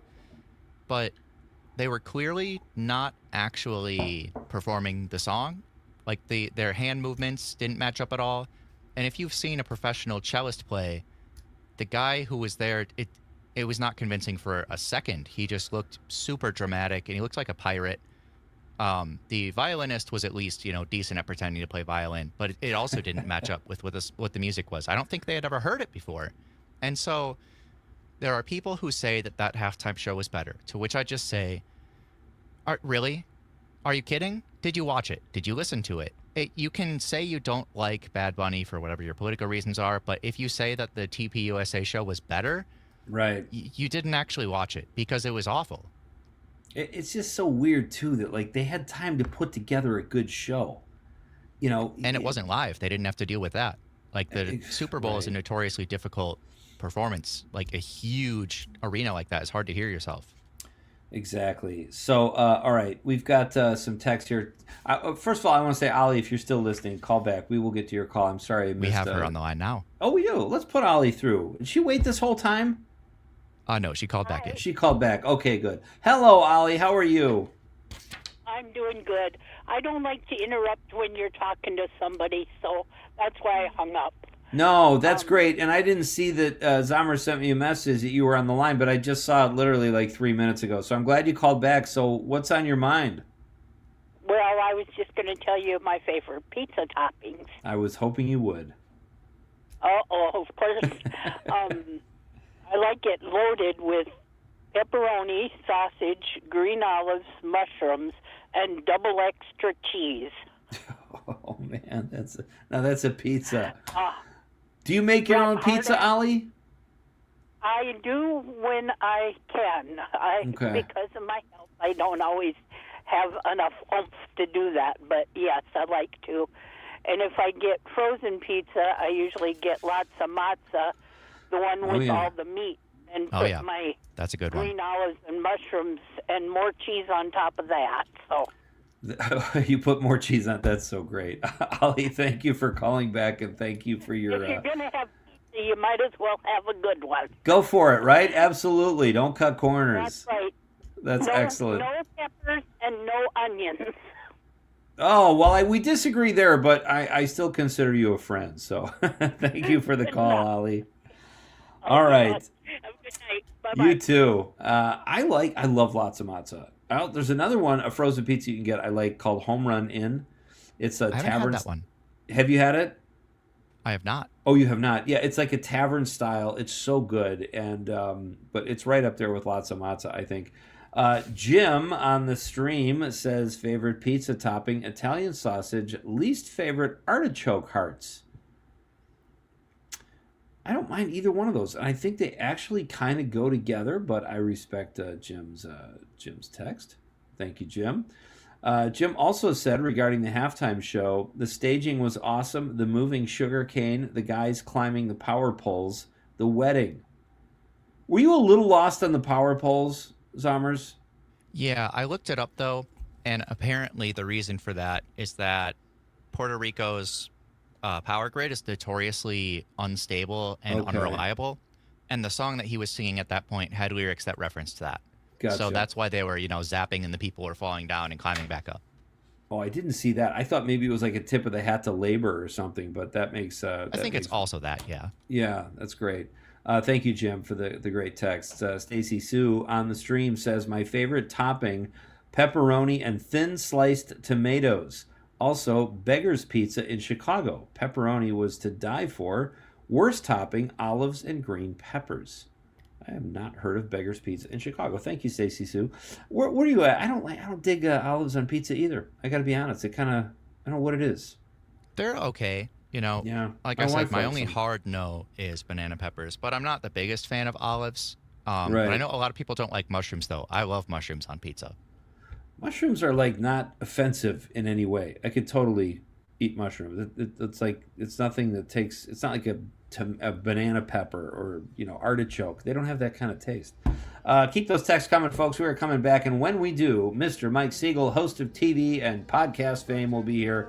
I'm Pete Schwaba. This is Nite Lite on the Civic Media Radio Network.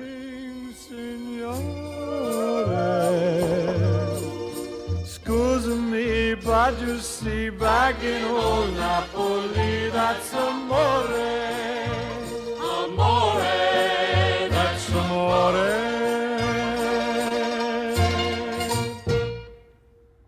92.7 WMDX, talk radio that actually talks to you. This report brought to you by Downtrins Distilling, making fun flavored spirits with local produce. Attend a tasting. Book today at downtrins.com. Oh, oops, Pete just turned off his camera. But hi. Here. Hey, Mike. Hey, how you doing? Good. I was just going to go use the little comedian's room. Hey, man, thanks. Let's talk that leading actors comedians in sitcoms, right? Oh, you're going. What happened? Hello? Can you not hear me? Hello. Mike? Hello? What about now? Hey, can you hear me now, Mike? Yeah, you left. I don't know what happened. I left mentally, but I'm still here physically. You said you wanted to talk around with an audio setting. That was probably my fault. Yeah, but I was thinking best sitcoms built around comedians. Interesting. Yeah, like what do you got? You got your Kevin James. You got your your Jackie Gleason. Your Dick Van Dyke. Your Jerry Seinfeld. You got your whole. Pete, I don't know any of these people. But yeah, let's talk Super Bowl and any movies you've seen, all that kind of fun stuff. I have not seen any movies. I can tell you that right now. Oh. And very little television. I got my finger on the pulse, Pete. What are you doing? What's so important I in your don't life? know. You can't watch colored television, for God's sakes. Our Wi-Fi went out, and I was actually using a digital antenna yesterday for the game. Oh, wow. Really? It worked. Worked fine, but thank God I had it. Yeah, no kidding. Is Elwood still with you? No, he went and stayed with another friend, but he's leaving tomorrow. Where's he going back to Hawaii? Bangkok. Is he living there now? Yeah, he lives in Bangkok. That's an interesting career move. I'd like to go to see it, but what's he doing? Like, why'd he move there? Oh, it's super cheap, and nothing else was going on here. And, but he had some work lined up in Asia and stuff like that. And he was just kind of using it. It's a good base if you're going to be in Asia, just because it's a big hub. You could fly anywhere from there. But yeah, Okay. And now he wants to host a late night talk show in Bangkok. In Bangkok. So if you want to invest some money, there's a GoFundMe page, a Patreon. Yeah, I got that kind of bread. So what's your deal on your show? You're not going to be. You're going to do a different show now. No, it's still going to be Nite Lite. We got some changes. I'll tell you off the air, but they're going to roll it out probably in a couple weeks. I'm excited about it, and I'm going to be doing the show out of a home studio, which is nice. And Nice. Just some changes and some realities of the business, but some really good stuff too. I'm pretty excited about it. So It's going to be a different time of day. 5 to 7, so it'll go back to 2 hours. I was kind of filling in with some people left, so that's why they gave me a third hour. Oh wow, okay. So, yeah. 2 hours out of your house. Oh, well, that's nice. Yeah, you can't beat the commute. My staircase gets a little busy around 4 o'clock, but Can't have as many of your jackass comedian friends on. I don't know. Well, maybe just because of the nature of the time change, not as many, but It's going to be more newsy. No, a little news.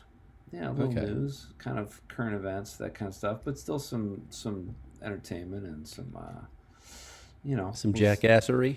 Some ass jackery. Yeah, we'll do our popcorn pick and our bar band Fridays and questions, and so it'll be very similar. So right now you're in your head, you're going, thank God he's not going to call for a while.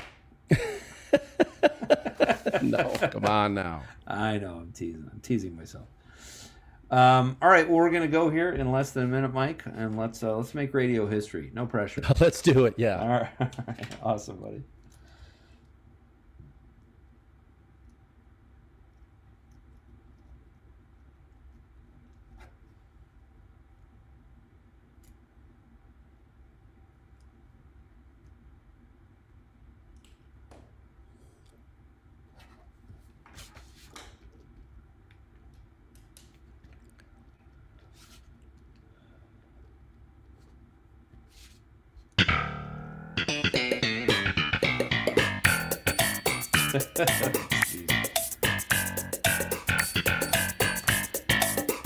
Welcome back.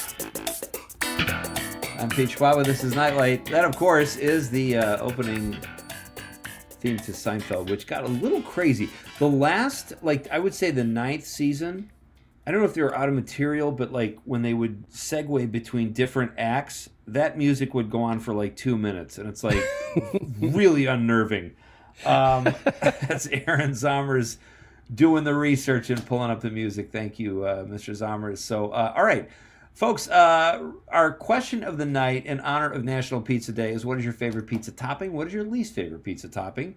We're getting caught up on text as we move through tonight's show. We are halfway through Act 2, and joining me now on the stream is my pal. He is the host of the immensely popular Travel Tales podcast.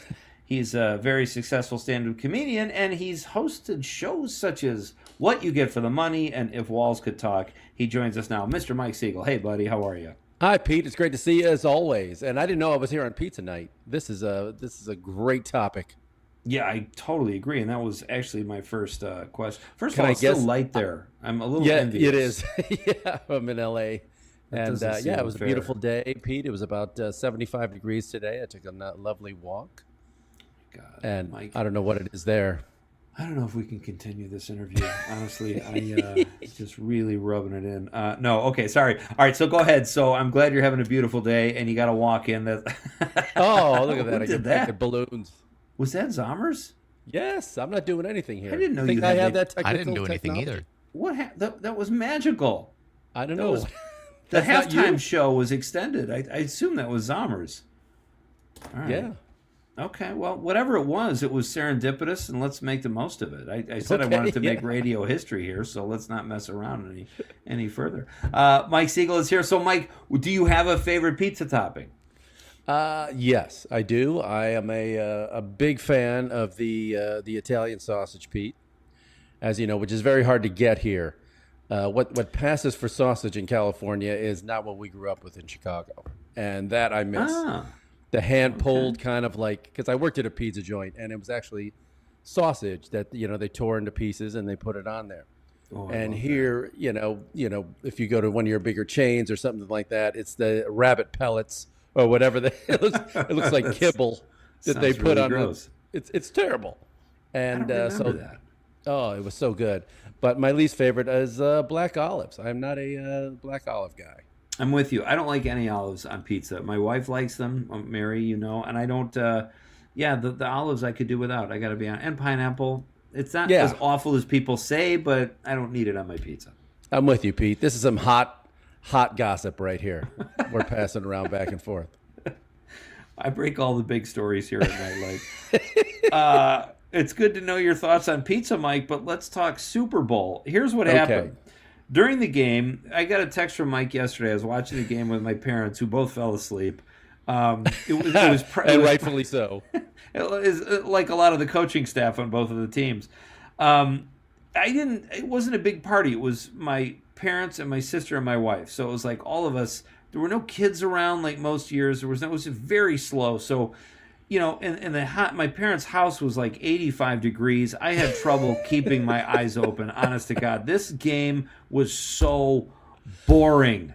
Remember what I text you? And this was true. I think this comes out of I think I have a gift from, this is left over from when I was a sports writer so long ago, that when I kind of know in the first 5 minutes if a game's going to be exciting or not, and I kind of check out not normally, but you can see in the first, certainly with football, by halfway through the first quarter, you can see these teams were just kind of, I was like, this game is going to be tight. I mean, it's going to be slow. It's going to be low scoring. And I think the Drake May was just overwhelmed by the occasion. I think he was too young, and he had a good year, but he was just thrown into. He was nervous, and ironically, it wasn't until the fourth quarter he started to relax and they were moving the ball, and then he threw that interception. I was like, well, that's it, that's it. But I kind of knew in the first quarter. I said, I don't think anything exciting. If there is going to be anything exciting, it's not going to be till the fourth quarter. And that's when I went, I'm going to take a shower. Took a shower, made some dinner, ate the dinner, cleaned up after the dinner, came back to the fourth quarter. I had missed nothing. I had missed a field goal. You know what I mean? It was just brutal. Yeah, you said that, and that's exactly verbatim with the text you sent me. Zero I action. I did all this stuff. And you're right, and I didn't realize that, but apparently the Patriots had the easiest schedule in the history of the NFL this year. And, Drake May's good, but he was in a little bit over his head. Seattle does have a good defense. And Seattle was in the toughest division. I mean, they were battle-tested and tough, and it was just an easier road. Totally agree. And I don't, if I'm at a party, I guess it stood out, the suckage of the game stood out because, it wasn't a big party. It was just, we were kind of Me too. I was at talking. home. Yeah, it's like, okay. So it really stuck out how boring the game was because there wasn't a ton of conversation. My parents like to talk politics and that. Oh, God. I don't really want to do that during a football game either, but it was pretty brutal. What did you think of the halftime show, Mike, the Bad Bunny? You know what? I wasn't familiar with him I knew who he was, and my niece, who's 18, loves him. Her and her friends, I love him. Yeah. And the guy just swept the Grammys. He's like the busiest. He's the biggest act in the world, pretty much now. Almost. Right. So I thought he did a great job. I didn't have to understand the lyrics to know that he puts on a good show. And hey, I got to see Ricky Martin. That guy's still living La Vida Loca, buddy. God, what? He looks like he's 23. He looks fantastic. If that's the way that Loca is doing to his skin, I'm doing it. More Loca. Mas Loca, Pete. Mas. Did you know that Bad Bunny performed the whole Super Bowl halftime show in Spanish, Mike? Yes, I'm aware of it. I just thought he was talking really fast at first. I was like, "Come on, man, I can't." No, it was spectacular. And then when he brought I love Lady Gaga. I've become a huge Lady Gaga fan over the years. She was great, and then they had Pedro Pascal, who literally you always say, "Oh, that guy's in everything." Now he really is in everything. He's in the Super Bowl halftime show. He turns up. Like, what on earth is happening? I missed him. I missed him on there, and then I read about it later. I was like, wait a minute, I had to go back and double check it. I was like, yeah, right. It was him. It was him. Oh, it was great. But it was a fun show. It had a nice message, and it was the same thing this year as it was like with Kendrick last year. I didn't know Kendrick's music, but I could tell that a lot went into that show. There was a lot of stuff choreographed and the production value, and I'm like, there's a message here I don't really understand because I don't know his music, and my kids explained it to me after, and I was like, that's really cool. Kind of the same thing with this year. Like, I knew who Bad Bunny was. I knew he was this international sensation, but I didn't know. But you kind of could figure it out as he's going through what he's doing. It's about love and unity and all that. It was great. Yeah, they're not handing out these things to just anyone. I remember when Bruno Mars did it, and I didn't really know much about him either. Same. And I was like, boy, they're giving it to this kid, Bruno Mars. Because, as we get older, Pete, we are further out of touch. But I saw him on that show, and he was amazing. And he won me over. I was like, this guy, okay, I know why they gave it to him. I get it now. Did you know the Black Eyed Zommers was telling me about the Black Eyed Peas, and there's kind of a consensus, or a lot of people think they sucked and they were the worst halftime show. I don't really remember them. I think that was because I was at a party with a lot of people, and I, to be honest, Mike, and this is what kind of irritated me about, when people talk about, well, Turning Point, go there, this is the real show with the real Americans, whatever the hell that means. Okay. And then it's like, okay, but this is just a Super Bowl halftime show. This isn't someone saying this is the music you have to listen to in your home for the rest of your life. When did the Super Bowl halftime show become like, this is supposed to be only music for me? Yeah, I think we're getting there's a generation of people and a certain kind of people that are entitled, and they feel like, and especially as the boomers get older, their numbers were so big that for most of their lives they catered to their demographic because there was just so many of them. People until the boomers, they didn't really care about teenagers. You talk to like seriously advertisers, marketers. Right. Kids didn't have any money, and it wasn't so. They're like, why should we advertise to them? Their parents are the ones with the money. Right. So it wasn't until after the war in the 50s and 60s, and all of a sudden kids had this disposable income, and there were so many of them that now they're a demographic.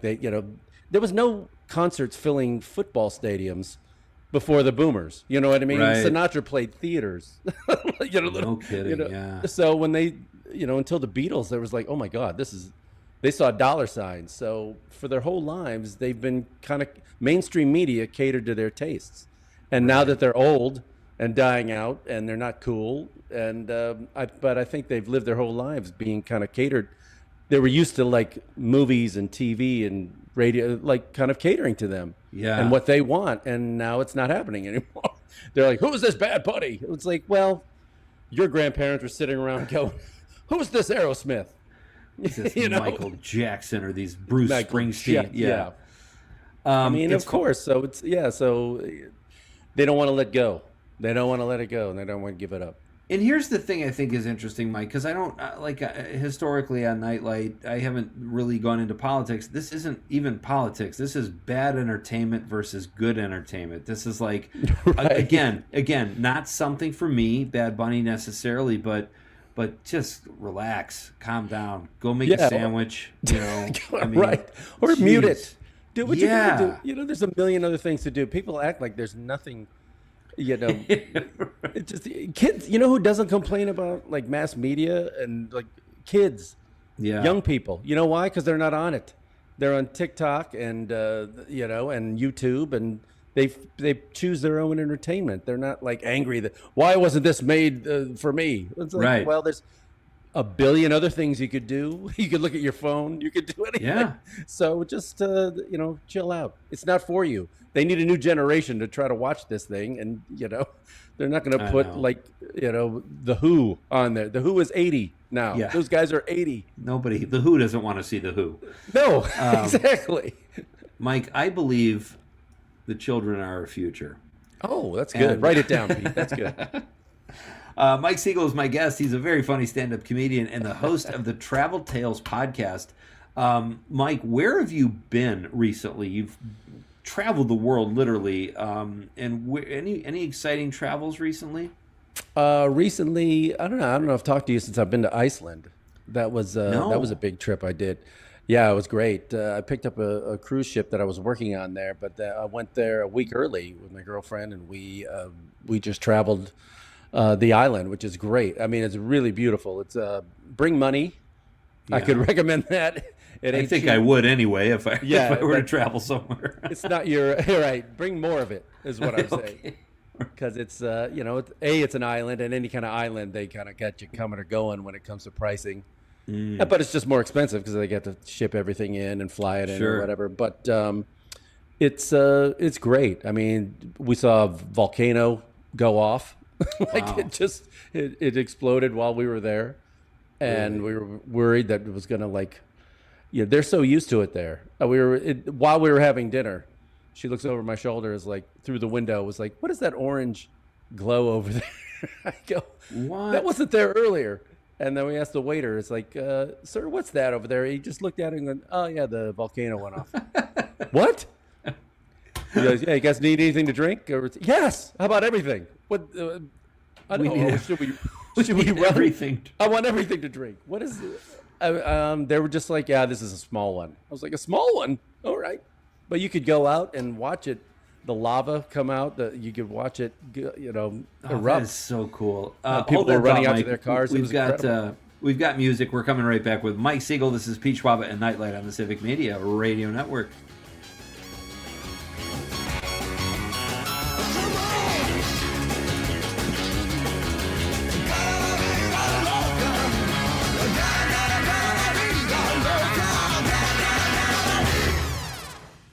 Farm news that impacts you and your community from the Midwest Farm Report throughout your day on 92.7 WMDX. Buying a home is kind of like eating pistachios. Some are easy to open. Yeah, I would play some of the Black Eyed Peas halftime show coming back in, but you really need to watch it also to understand how bad it is, not just under it. Because they're just I can't remember what was bad about it. What was the problem? they're just kind of standing there, like rocking back and forth a little, badly, like super off key, trying to do their song. And then partway through, Usher comes in and like actually sings well and dances and like upstages them massively for a minute and a half or whatever. And then it goes back to them just kind of standing there like, oh, we're singing real good. Yeah. What's that? I got a feeling. What? Oh, that's a good tune. Is that the Black Eyed Peas? That's them. Tonight's gonna be a good night. Yeah, that whole. And then who is the? Oh, Andy Kindler. It was his joke. He used to say, "I hate it when bands come out and we're gonna rock this place." It's like, okay, yeah, go ahead. Yes. You have waiting. You have all the instruments. Who better? Who better? Who better? Yeah. That's great. Oh, that reminds me. There's what song? Oh, why can't I think of it? The Hall and Oates. And in part of it, there's a little musical breakdown, and they're like, "Listen to this," and then proceed to do exactly the same thing that they were doing earlier in the song. Right. It's like, okay, thank you. Right. Listen to this, doot doot doot doot doot doot doot. Yep, exactly. Did we talk about Iron Lung on the air? We didn't get to that, did we? We did not. Iron Lung. I don't know that one. That's the new movie based on a video game. And Mary and I saw Anaconda over the weekend. It was like at the cheap theater here, so we went. It was a little disappointing. You saw it? No, I heard it was a little disappointing. I mean, it's Jack Black and Paul Rudd in a movie about a giant snake. My expectations were honestly they were pretty low. And I smell Oscar. Right, we kind of like actually kind of liked it.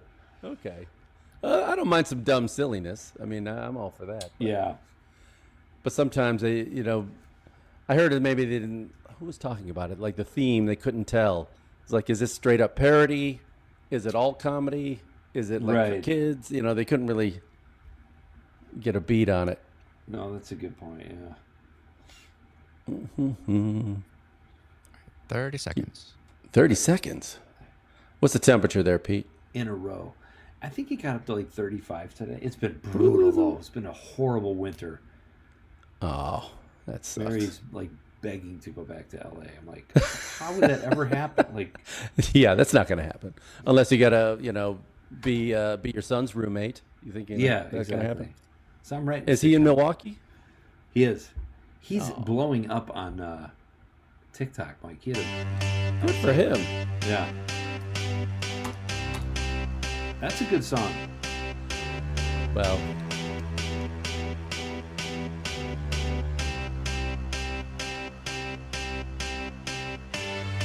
All right, I thought it was going to kick in there. It goes on for a bit. It goes on for a bit. It goes on for a bit. I like that song. That's a fun song. Best part about that song, Pete, is the only song I can think of that used Mazel Tov in it.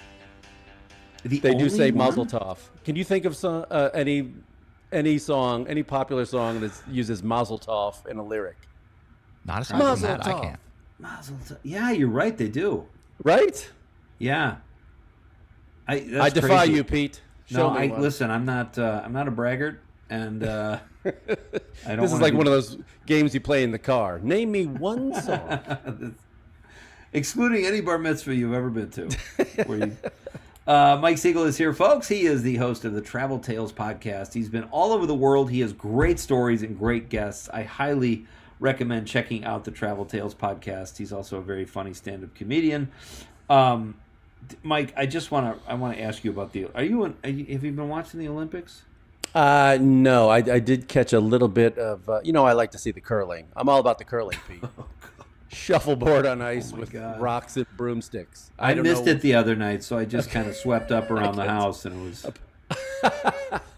Apologies to our Canadian listeners, but it's terrible.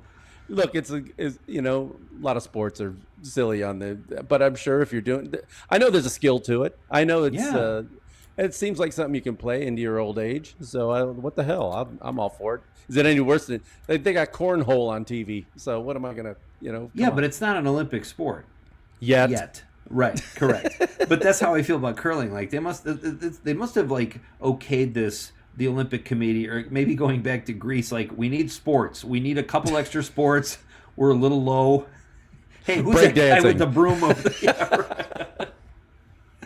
So I haven't really been following it either, but I was excited the other night because my wife and I went to see Anaconda, and it was fine. It was the tickets were $4, and it was kind of fun. And then we got home, we got some food. We get home, and it's like, let's watch the Olympics curling. Yeah, and that's what we were. It seems like every time I try to turn it on, they're showing me figure skating, which I just do not care about. That's another one I can't. The dancing and the costumes and stuff, I guess. And they know demographically that it does appeal more to a female audience, which they're trying to get. Yeah. But man, it leaves me cold. I did see some speed skating, which I kind of like. And I do like the snowboarding and stuff, and ski jumping and that kind of stuff. But yeah. I'm with you on the figure skating. I like the costumes and the makeup and all that, but I can do that at home, Mike. I don't need to go out and see the. I wear my tights watching it, Pete. I wear those. Well, I would hope so. I think it's funny that the sports that are the hardest to watch to me are the ones where they grade them. It's like this guy. Judges. This speed skater, whatever, cross country here, finished first. They're the winner. Like the judges, it's like I don't. It's tough for me to get behind those sports. Yeah, I don't like anything with a judge. It's so, subjective, and right. Whether it's skating or gymnastics, diving, diving. I just like, ugh, God, And because the problem too, Mike, is you become a judge at home. Like I'm watching diving, and I go, well, that guy went right in the water and didn't break his neck. It looked like a good dive to me. That's a win, buddy. 10 out of 10. Right? He's walking away to fight another day, to dive another day. I'm kind of with you, though, about the curling, and I don't understand why they led with that. Let's get this great opening ceremony. Everybody's excited. It's the Olympics. What's on opening night? Sweeping. I mean, come on. That's just bad programming, right? I don't know. We're all biding our time till the hockey. Is that what's happening? Right. So I wanted to ask you, what's your favorite sitcom, Mike, built around a comedian? Like, when we were coming up, and you even had your own development deal. You had an NBC development deal, which we were all kind of like, oh my God, that's It was a holding deal. The first one was development, right? Well, they say that, but it was kind of glorified. We never developed anything. I met with some writers who eventually went on to make some big, huge shows. But, never, some ideas were thrown around, but it never got to the stage where we shot a pilot. And it was kind of like by that time, by the late 90s, it was starting to wind down because there had been so many deals made with comedians, and, one out of 20 or 30 took off or even saw the air. Everybody remembers the big ones like Roseanne and Seinfeld and things like that, but there was a lot of them that got 2 episodes, no episodes, 1, and so they had kind of it was kind of like going down by the time I got there. But look, I was really fortunate and just to be around. I did appear on a number of them as a guest star and stuff. But I mean, it was great. But it's the greatest gig. A 4-camera sitcom is the greatest acting gig ever. I mean, you're in town. You're not like shooting a film where you're going on location for 6 months or whatever.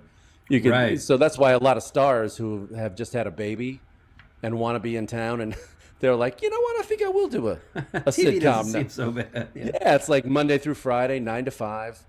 It's great, and if it takes off, you can make a ton of money. Yeah, I still think it's funny. I would put Roseanne in that category. That Roseanne show was outstanding. It was big. It was really great. Big. It was well written, and you got John Goodman, and she was the star, so she could crack wise. She didn't really have to be a great actor like Seinfeld. Like And that to me is probably still my favorite. Like I still watch Seinfeld when I'm going to bed, just something to fall asleep to. It's just so great. But I would say Seinfeld is probably my favorite. Can you tell? I mean, I was all in on Seinfeld for like so many other people, but it was like by the end of it, I think it. Well, now that you're watching them over and over again, do you find that they like the last couple seasons seem to be really tailing off? Like they were reaching for like It was kind of like towards the end, it was, I would say the last 3 seasons were like 2 really funny episodes per season. You could really tell when Larry David left. Yeah, exactly. Really hey, Mike, can we keep you for a couple minutes after the news? Yeah, sure. All right, we're coming right back. This is Nite Lite with Pete Schwaba on the Civic Media Radio Network. Act 3 is next. Mike Siegel, Rich Locascio talking wrestling later in Act 3, too. We're coming right back on the Civic Media Radio Network. My anaconda don't want none unless you got buns, hun. Oh my gosh. Look at her butt. This is 92.7 WMDX Columbus, Madison's real news and great conversation. A Civic Media station. WMDXradio.com. ABC News, I'm Stephanie Officer. Reaction from House lawmakers who visited the DOJ Monday to review unredacted versions of the Epstein files.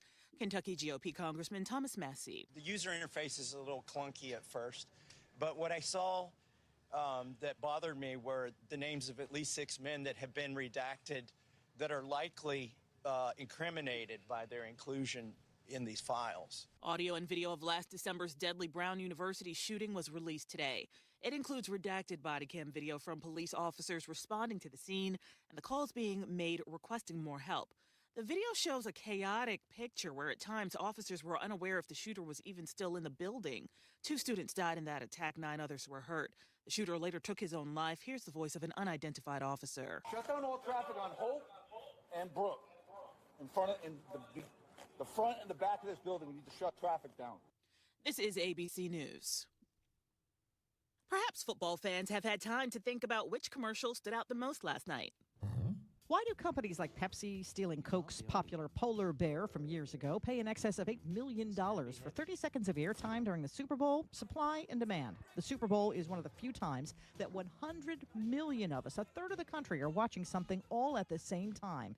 There's only so much ad space to go around, and the demand is huge. Viewers can't fast forward. In fact, they don't want to. They want to see ads that show Andy Samberg dressed as Meal Diamond, even the talking toilets for Liquid IV, reminding you to stay hydrated. Sherry Preston, ABC News. There is relief in sight for millions of Americans sick of the extreme cold. There is warmth to come. There are actually records possible from Kearney to Kansas City in the plains there. And by the midweek, we will start to see the closer to average and that above average creep this way. By next week, it's warmer than average. ABC's Ginger Z, I'm Stephanie Officer, ABC News. This report brought to you by Chad's Design Build, a full-service residential remodeler providing thoughtful, sustainable, and well-built spaces since 1992. Chad'sDesignBuild.com. Join me, Tom Hartman, each and every weekday from 11 a.m. to 2 p.m. for the Tom Hartman program right here on Civic Media. I talk about the issues that all Wisconsinites can get behind, from unrigging our economy so it works for all of us, not just the billionaire class, to improving our representative government, to delivering on the promise of we the people. Tune in middays right here on your local Civic Media station from 11 a.m. to 2 p.m. for the Tom Hartman program. Tag You're It. When a warrior faces adversity, he fights through it. He finds a way. Freedom isn't free. Rolling strong. Belief. Believe you can, and you will.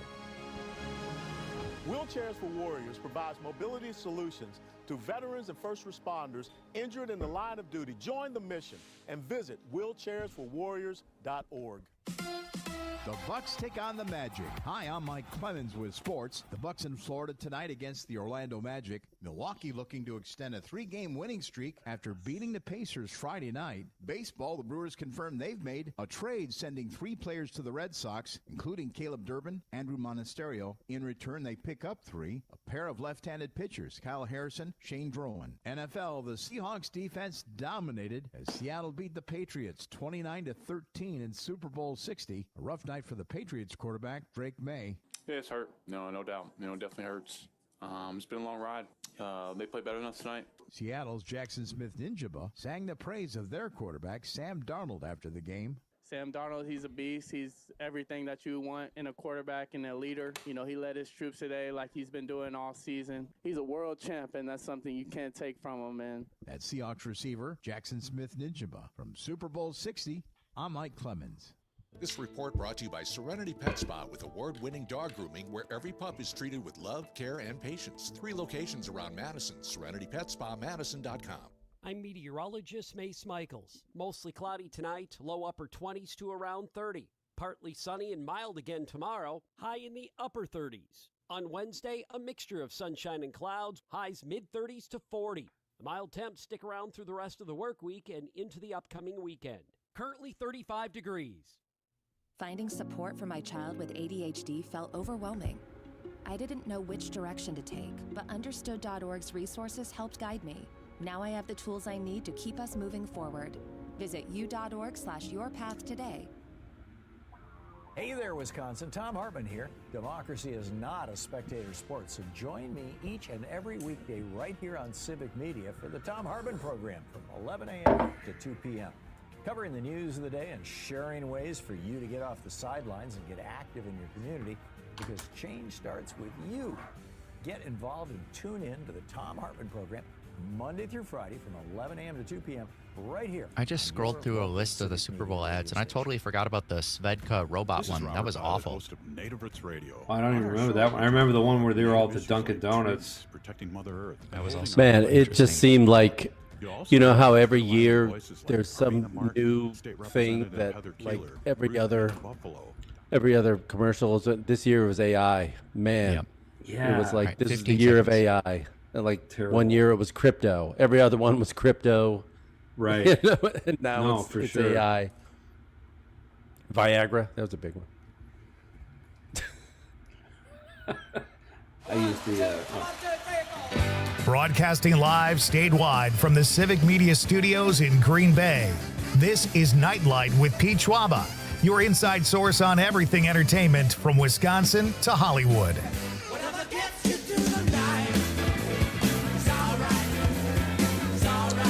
And now, a guy who has a black and white plasma TV, Pete Schwaba. Hey, welcome back. This is Nite Lite. I am Pete Schwaba. It is great to have you here, folks, on this Monday, a gorgeous Monday night in Wisconsin. Why is it gorgeous? Because we are talking about really fun stuff. Aaron Zomers is here tonight, ladies and gentlemen, producing the show from Madison, as I am in the Great White North here, coming to you live. It is great to Where are you, talk. Pete? I am in Marinette, Mike, a little town you're very well aware of. I know it well. What's your home address? Yeah, I'm going to need that. Put that out there. God, all hell's breaking loose here. That is the voice of Mike Siegel, ladies and gentlemen. He is my guest right now, and Mike has agreed to stay with us past the news. Leading up to the news, we were talking about sitcoms and the best sitcoms built around comedians. And we talked about Seinfeld and Roseanne, and I've got a couple I'm going to throw at Mike in just a minute. Okay. I have a couple, too. Yeah, save those up. We'll discuss, and Zomers, you're welcome to get in on the conversation as well, as are all of you. 855-752-4842, 855-75-CIVIC. You can also text us on the app, or if you're watching the radio on YouTube, Facebook, or X, drop us a stream comment. We are always open, and you are always more than welcome to be part of the show, folks, regardless of topic. Having said that, our question of the night is: what is your favorite pizza topping, and what is your least favorite pizza topping? It is National Pizza Day, so let us know. Be part of the show. Hour number 1 has come and gone. We talked to the Door County Film Festival organizers Kurt Kraus, Antonio Polk, and Chris Opper. The Door County Film Festival happens this weekend. I will be there giving the keynote speech. Very excited about that. So come on out to the Door County Film Festival in one of the most beautiful parts of our state here in Wisconsin, and it promises to be a great time. You can hear all of that on hour number 1 if you go to civicmedia.us. You can also hear hour number 2 at civicmedia.us. We catalog every show in podcast form. Somers, what am I missing? Are we caught up? I think we're caught up. I'm still coughing, though. And you know what I did? I think I just made caffeinated coffee. like I made decaf this morning, and that's why I was so grumpy all day. So I tried to rectify that, and now I'm going to be up till 5 o'clock in the morning. I was going to say, you're drinking the caffeine at night. Good for you, buddy. I mean, my mom can do that. She can have like a cup of coffee and then go right to bed. I'm like, I can't do that. If I have some after like 4, I'm like, oh, it looks like I'm up late. Yeah, sometimes it works and sometimes it doesn't. I'm kind of all over the place on that. Folks, Rich Locascio will be here at 7:20 as well from WRJN, our on-air pal. He is also he is a wrestling announcer, and he got in on the action this last weekend. So we're going to talk to Rich about that, as well as we're going to have a great discussion too about what wrestlers have made the best actors. So there you go, Mike. There's another topic for you. I go David Batista. Oh, yeah, Bautista. You got like The Rock, of course. Is The Rock a good actor? I think he is good. I think he is. He certainly has he's just like total charisma on 2 legs. You know what I mean? He's just he's got it. Some people just have that thing, and he's got it. I haven't seen The Smashing Machine, which I heard he's very good at. I've heard he's good in that too. Yeah. He's got that kind of thing where he can look at you and raise an eyebrow. He's got charisma, but I feel like there should, I don't know, what do I know? All right, so pardon me. We talked about Seinfeld, Roseanne. I'm going to throw another one at you, Mike. Curb Your Enthusiasm. Yeah. Seinfeld, the dirty Seinfeld, or the R-rated Seinfeld. I thought that was so funny. Before Larry David, like we all knew Seinfeld, and before Curb Your Enthusiasm, only people in the business knew Larry David. Yeah, and then people, when this show shows up on HBO, people are like, "Who's this Larry David?" And then you realize, it's all about him being who he is, and of course, an exaggerated version of him. And it's like, oh, you added 2 and 2 together. And it's like, this is the brains behind the whole Seinfeld show. I mean, this is when you saw the storylines that would come back and the slices of life and stuff like that. It was like, of course, a lot of it was Jerry, but you're like, a lot of it was this guy that I had no idea who he was. And it makes you wonder too. Like when one of the ones I've watched recently was when the season 4, when they make the pilot at the end of the season, and George walks in, and it's Jeremy Piven is auditioning to be him, and George is like, "You gotta be kidding me! This guy's terrible." like, did Larry David do that when Jason Alexander walked to the room and auditioned to be him, Yeah. So I'll throw one out at you, Pete. The Bob Newhart. Yeah, great one. There you go. And you realize it's 2 of them. Yes, and the secret behind it, I mean, he was so low key. Yeah. The key is to just having the right cast around you. Like Seinfeld could not carry a show on his own, and so many of these guys couldn't. Roseanne couldn't do it. You just like an A-level all-star cast around them, and it's hard to make it work, but man, when it does, because Newhart was always a very low-key guy, and his whole signature bit was him talking on the phone and doing a one-way conversation, as a comedian. That was great. And the patients are kind of like that, audience, and they just catered it around him so specifically, and it was really well done. You have to put him up there too, because he had 2 hit sitcoms where he was basically his own low-key self, and the way they ended the second one is maybe the most brilliant ending in TV history, when they called back his first wife. He's like, "Oh, I had this dream, I owned an inn." It was just so great. It was a great callback. Brilliant. The other one I have is Ray Romano. Again, a stellar cast. And on his own, it was just like, he's got that weird voice. He's very, it's like, could he pull it off? And then, boy, did they put an all-star cast around him, man. And it just worked. It just worked. And that's Phil Rosenthal, too. You got to give it up. He was the Larry David of that show. I read recently, probably a couple weeks ago, that the Ray Romano was supposed to have Joe Rogan's role in news radio. Did you know that? I did know that. He was fired. He got fired, yeah. Yeah, so and there you go. It was such a small part, too. I was like, what were they looking for in that role? What did Rogan have, like 2 lines a week? I mean, it was like in 1 or 2 scenes. I mean, it was just, we got to get rid of him.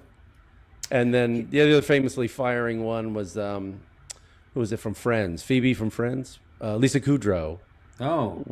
She was fired from being Frasier's engineer, the Roz part in Frasier. I did not know that. Yeah, that's interesting. she may have gotten as far as the pilot, but yeah, she was fired at the last minute and recast.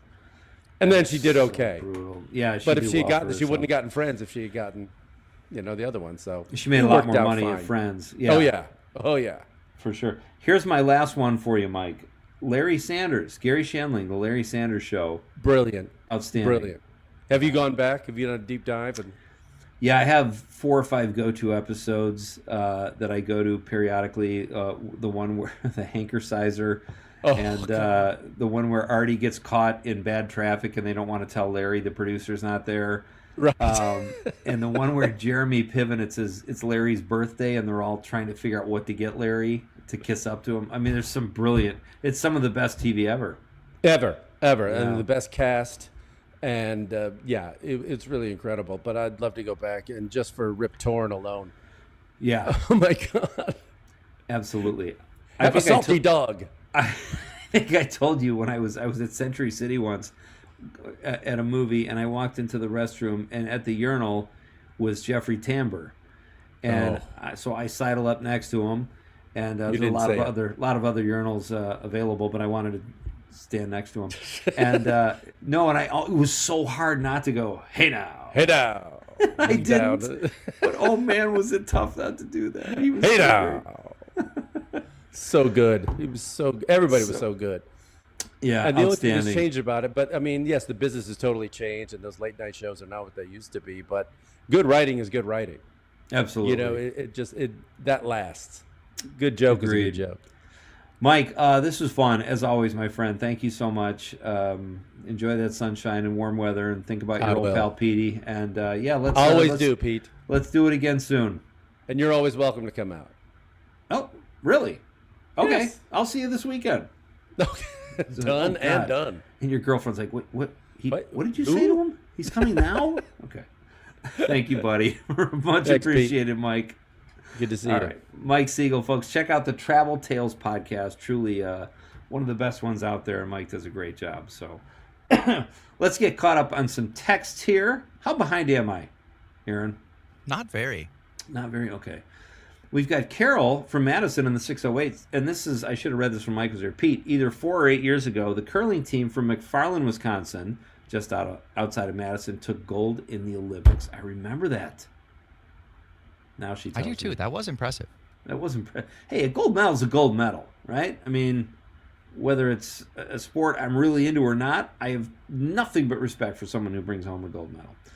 So we've got, let's get back here to the text line and see where we're at. We've got Monica from Mount Horeb says, have to have mushrooms and black olives. No dead flies.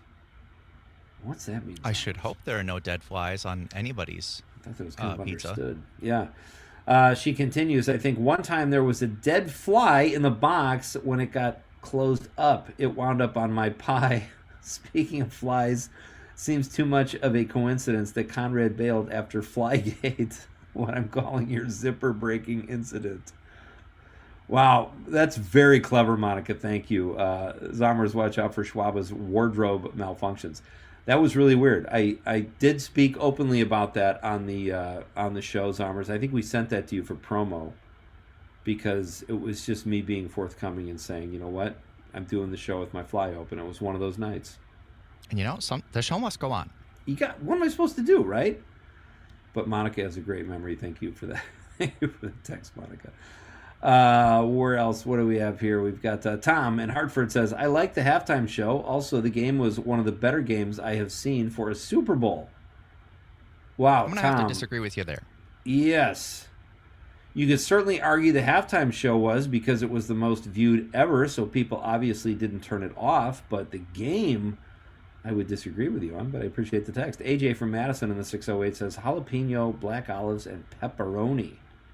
Got a couple of social media comments. Yeah, lay them on me. Mike Mercury says, are you just pimping for big pizza? Always, Mike.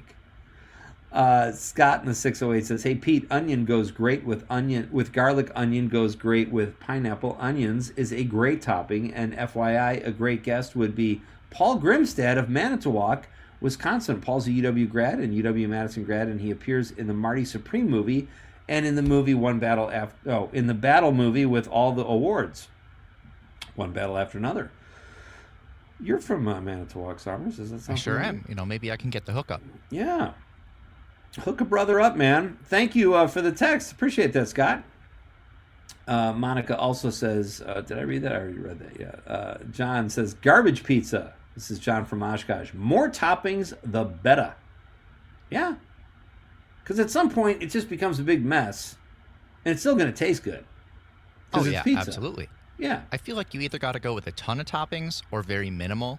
Okay. Like a good margarita pizza, if it's like actually, Italian style, that thin crust of wood-baked or wood stove baked pizza. Those are delicious. I got nothing against margarita pizza. I'm with you, buddy. Richard from the 608 says, thin crust garbage pizza, my favorite. Another vote for garbage. Tom from Hartford said, let's save that one, Zombers. We short on time here, buddy? Yeah.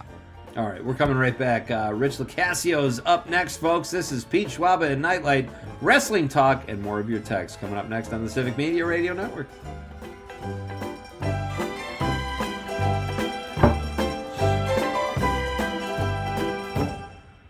.7 WMDX, almost as addictive as your group chat. You're staring at the fridge like it's going to talk to you. Rich, it looks like you are currently muted and everything. Oh. Yeah, what's going on?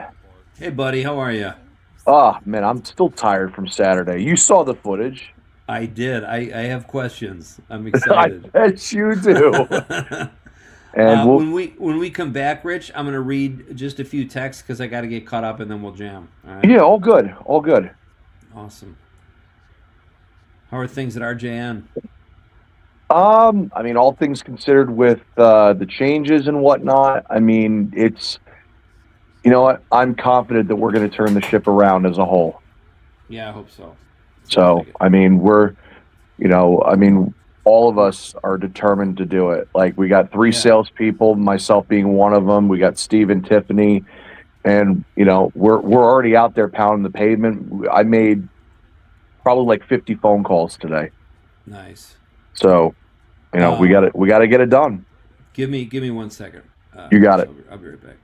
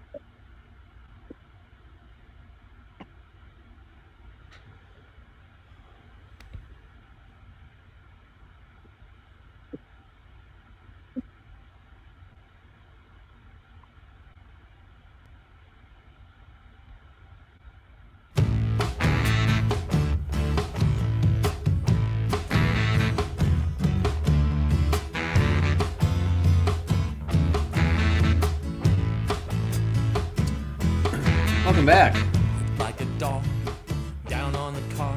What is that? This is the Mountain Goats. Oh, I love the Mountain Goats. Foreign Object off their album Beat the Champ, which is all about pro wrestling. I don't know their stuff that much, but what I hear from them, I absolutely love. And that, of course, is in reference to our next guest, who will be along in just a moment. Rich Locascio is coming up.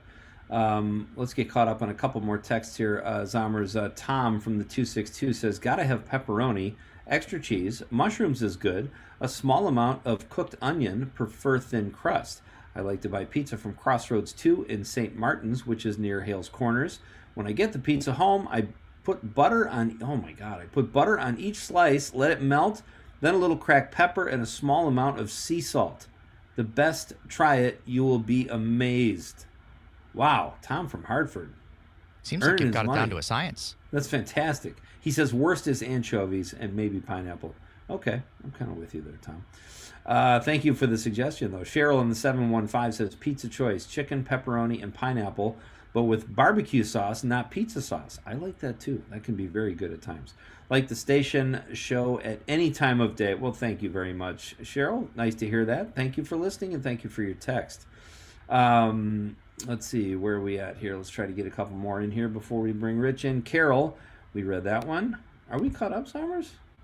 We just got another one from John in Madison. Yes, our pal John Murray from Madison in the 608 says, hello and good evening, gents. Here's my notion on toppings. Any combo of toppings you like sounds good to me because I like everything except for broccoli. That's all in caps, by the way, Summers. Great side dish at dinner, broccoli, but if you add it to any combo of even like 10 toppings on a pizza, you only end up with a stinky broccoli cloud pizza. Thanks for a great show. Thank you, John. Thank you for the inside info. I'm going to have to agree on that. Broccoli has its place in a lot of dishes, and pizza is not one of them, in my opinion. I agree. Did we get all the social media texts? No, there are a few more. Okay. Amanda Nimmer says, no pineapple, anchovies, barbecue sauce, Canadian bacon, or lettuce. So none of those. Those are all out. Okay. And make sure that it is stuffed crust. That's quite a list. Also, sorry. Go ahead, Aaron. Matt Harper, pepperoni and hot sauce. Hot sauce on a pizza. I think I love that. I've put hot honey on a cheese pizza before. That was pretty good. That sounds really good. We've got Boris Hamilton says no onions, bell peppers, or pineapple. Most everything else is fine. Okay. And my pal Vince Moranto, who was on the show last week, says my build a pizza is as follows in order of importance: sausage, green peppers, onion, or Italian beef, hot giardiniera. Anything else is fine. Not a big fan of pineapple or tomato slices. Where are you at with tomato slices, Zommers? I think it really depends on the sauce and how thick the sauce is and everything. Yeah. Like sometimes it just conflicts with it. Kind of redundant. It's just wrong. I agree with you, and I agree with Vince there as well. Mike Desitel, I've never met a pizza I didn't like, and it shows. Oh, come on, Mike. None of us have. Hey, let's ask our next guest what he thinks about pizza. We're going to talk wrestling. We're going to talk WRJN. But first off, my pleasure, folks. It is always my pleasure to welcome the immensely talented, always entertaining Rich Locascio. Hey, buddy, how are you? Mr. Pine Tree Mauler, how are you, sir? Dude, you know what? I dropped that earlier when I was talking about your appearance on the show, and I think that only works if I explain to people that there's a mall in Marinette called the Pine Tree Mall. What do you think? That's right. All right.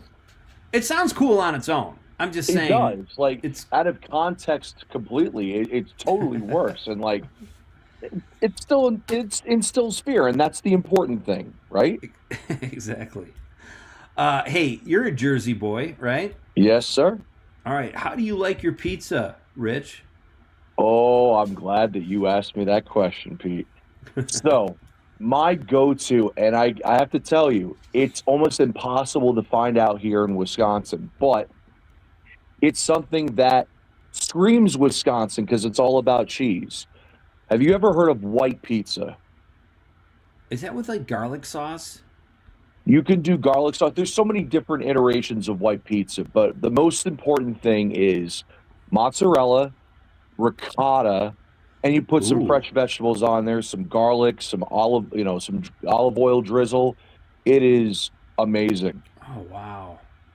That sounds fantastic. Yeah. So you can't get that anywhere? I haven't seen it anywhere in Wisconsin, and I am open to somebody saying, hey, Rich on the radio, we'll do that for you. All right. Good. So if you know, let's help a Jersey brother out here, folks. Absolutely. What were you gonna say, Zommers?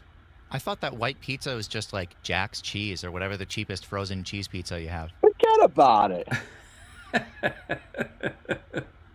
Spoken like a true Jersey boy. Rich, it's great to have you on the program tonight. How are things at WRJN? We're going to talk some wrestling after the news, but is everything okay? You mentioned you're doing the sales. You're on air. You're kind of doing everything. I am, and this is not to prop myself up, but I'm wearing a lot of different hats. I'm in sales. I'm managing big deals. I'm doing commercials. I'm hosting a show on Sundays called the Sunday Sampler on WRJN. We're doing local news, timeless hits. I love the music. This is the music that I grew up with. So it is the perfect synergy, everything put together. And I love what I do. And I have so much passion behind it. You, of all people, Pete, know that. I do know that. You do that. You bring that with your wrestling and everything. So we're going to talk wrestling with Rich after the news. He was part of a really cool event this past weekend, and he's got more stuff to talk about that's coming up. We're also going to talk about who his favorite wrestlers turned actors are. Bud in Janesville in the 608 over the rebroadcast said, "Hey Pete, now I'm oh no, I can't read that just yet. We'll read Bud's other text when we come back." Hey, this is Pete Schwaba and Nite Lite. I am so glad you're here, folks. It's the Civic Media Radio Network. Into space, I can see the future. It's a real dark place. Choked out, choked out, choked out, choked out, choked out, choked out.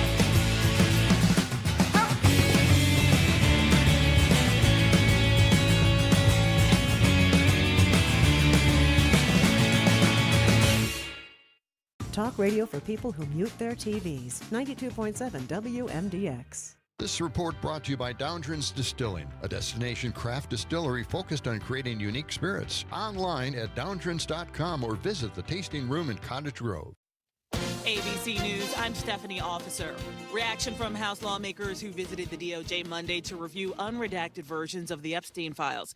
Kentucky GOP Congressman Thomas Massey. The user interface is a little clunky at first, but what I saw that bothered me were the names of at least 6 men that have been redacted that are likely incriminated by their inclusion in these files. Audio and video of last December's deadly Brown University shooting was released today. It includes redacted body cam video from police officers responding to the scene and the calls being made requesting more help. The video shows a chaotic picture where at times officers were unaware if the shooter was even still in the building. 2 students died in that attack, 9 others were hurt. The shooter later took his own life. Here's the voice of an unidentified officer. Shut down all traffic on Hope and Brook. In the front and the back of this building, we need to shut traffic down. This is ABC News. The Bucks take on the Magic. Hi, I'm Mike Clemens with sports. The Bucks in Florida tonight against the Orlando Magic. Milwaukee looking to extend a 3-game winning streak after beating the Pacers Friday night. Baseball, the Brewers confirmed they've made a trade sending 3 players to the Red Sox, including Caleb Durbin, Andrew Monasterio. In return, they pick up 3, a pair of left-handed pitchers, Kyle Harrison, Shane Drowan. NFL, the Seahawks defense dominated as Seattle beat the Patriots 29-13 in Super Bowl 60. A rough night for the Patriots quarterback, Drake May. Yeah, it's hurt. No doubt. It definitely hurts. It's been a long ride. They played better than us tonight. Seattle's Jackson Smith-Njigba sang the praise of their quarterback, Sam Darnold, after the game. Sam Darnold, he's a beast. He's everything that you want in a quarterback and a leader. He led his troops today like he's been doing all season. He's a world champ, and that's something you can't take from him, man. That Seahawks receiver, Jackson Smith-Njigba. From Super Bowl 60, I'm Mike Clemens. On your entertainment beat, I'm Pete Schwaba. Native Wisconsinite Mark Ruffalo had some harsh words for Kevin O'Leary after the Shark Tank star had harsh words for Billie Eilish, who had harsh words for the current administration's ICE policies. Eilish used her time after winning her Grammy Award to express her disapproval and ultimately dropped an F-bomb toward ICE. O'Leary later said on Fox News America Reports that by expressing her opinion, she and other performers or celebrities alienate half their audience, adding that Eilish should just shut her mouth and entertain. Ruffalo took to the platform Threads to say, "Kevin O'Leary, why don't you just STFU?" and insinuated that O'Leary was fine playing himself in Marty Supreme, but he has no business digging into real artists. Love Mark Ruffalo and love a good Hollywood fight. For more showbiz fun, tune into Nite Lite with me, Pete Schwaba, weeknights from 5 to 8 p.m. on the Civic Media Radio Network.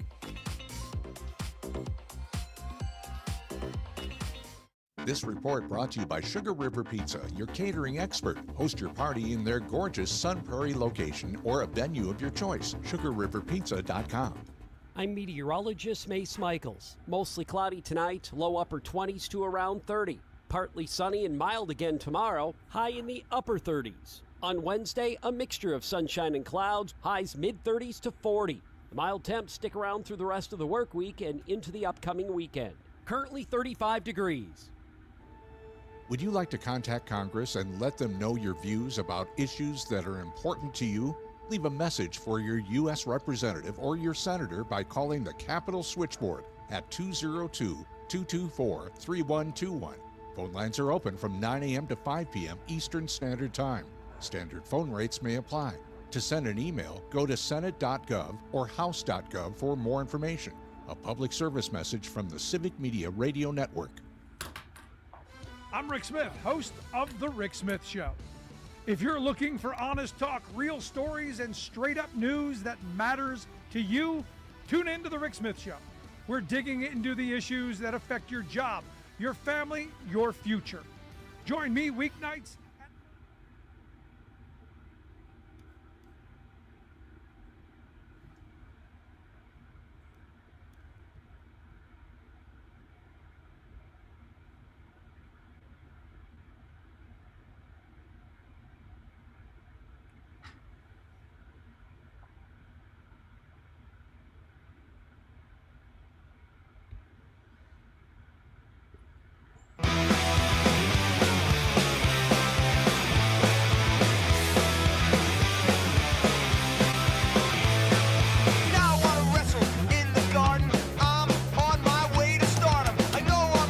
Right, folks, we're going to talk a little wrestling. This is Pete Schwaba and Nite Lite. It is great to have you here. I want to finish this text before we get back to our guest. This is from the rebroadcast. Bud is always good about texting in the 608. He says, this is from after Friday night show. Hey, Pete and Aaron, just wanted to chime in on your question. I believe the Patriots are going to win in extra innings 3-2. A call back to Zomers' prediction. Love your show, and I do enjoy the Zommers. Bud from Janesville. P.S. just called in a water main break on Lafayette Street and the things I see slinging papers. He's out there all by himself, Zommers. Doing the Lord's work. Doing the Lord's work. Hey, Rich LaCasio is here, folks. He is an account executive and on-air host at WRJN. He's also an outstanding wrestling ring announcer. He gave me the nickname the Pine Tree Mauler, which I think is pretty... I almost said a bad word there, but I think it's really cool. Rich, how are you tonight? You hanging in there, buddy? I'm doing all right. I mean, all things considered. I mean, you would think, me being a ring announcer, everything's all fine and well. I do a show once a month and everything. Can't really say that happened a couple nights ago because, hey, I'm not going to sugarcoat it. I came out, shook hands with everybody in the front row. I got into the ring, started doing my introduction. Next thing I know, 3 guys tackle me. I'm restrained in the corner. One's got my one arm, one's got my other arm, and the other one's got my microphone, Pete. And he's saying some pretty defamatory things in my direction. None of which that I can repeat on this show. No, you can't. I cannot. You saw the footage. I saw a lot of the footage, and I saw this. Let's back up just for a second. This was at Headlocks. What was the event was called? House of Headlock. House of Headlock. And how are you feeling after that? Sore, embarrassed, emasculated. What triggered it, Rich? Because I did see. I saw 2 different videos. I saw one where you stood up and you were squaring off with a guy. You took your glasses off. You marched over there. Was the thing where you got restrained right after that? No, brother, you're burying the lead. Hold on a second here. So okay. the video of me getting tackled, restrained, that happened at the beginning of the night. Okay. What happened at the end of the night was basically me blowing a gasket because, I felt so embarrassed. And my girlfriend sitting front row and witnessed all of this happening. And it doesn't happen often, Pete. I'm a pretty even-keeled guy. Yeah. But in front of my friends, my girlfriend, my peers, I had to take a stand. I would say so. Tell us where that was, Rich. I had the poster here. I'm looking for it. The house. Oh, here it is. House of Headlocks presents Standoff. Wait a minute. That's the one in March.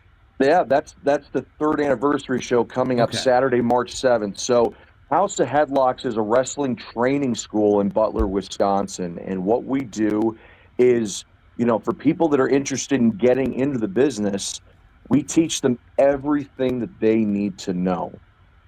So, and I can tell you they're in good hands. These are people that I've known for years, and everything is down to a science. It's really good. And basically what House of Headlocks wants to do is, I know it sounds kind of cliche, but bring up the next crop of superstars in the business in southeastern Wisconsin in the hopes that they make it to WWE or All Elite Wrestling or New Japan Pro Wrestling or one of the bigger companies in the eyes of professional wrestling. Man, so, all right, so, okay, House of Headlocks. Now walk us back to this weekend, the incident, as I will call it from here on out. What was said to you that set you off, that made you, who were sitting ringside, stand up, take your glasses off like you're Clint Eastwood, and walk over there was it a callback from what had happened earlier? Because you look like a total badass, dude. So, yeah, it was a callback to earlier. So basically, now there's 5 of these guys in this group, which I will affectionately refer to as the Mickey Mouse Club, because that's what I called them last month, ironically. Now, there's 5 of these guys. Now, 3 of them decided to come out and completely embarrass me, humiliate me, restrain me in the corner. Not cool. As a ring announcer, I'm not supposed to be physically involved, and there's a line that was crossed.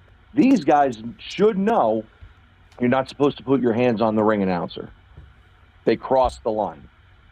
So why did they do that? What they started obviously that? were pretty upset about what I said. I called them the Mickey Mouse Club, and I embarrassed them, not from a physical standpoint, but I got the crowd on my side because I have that magnetic personality, Pete. Yes, you do. And they just didn't like that. So what they did was they figured that they could make an example out of me, and they proved their point, but I did not go down without a fight, and we'll allude to that. I want to get to what the video that you saw that was from the end of the night.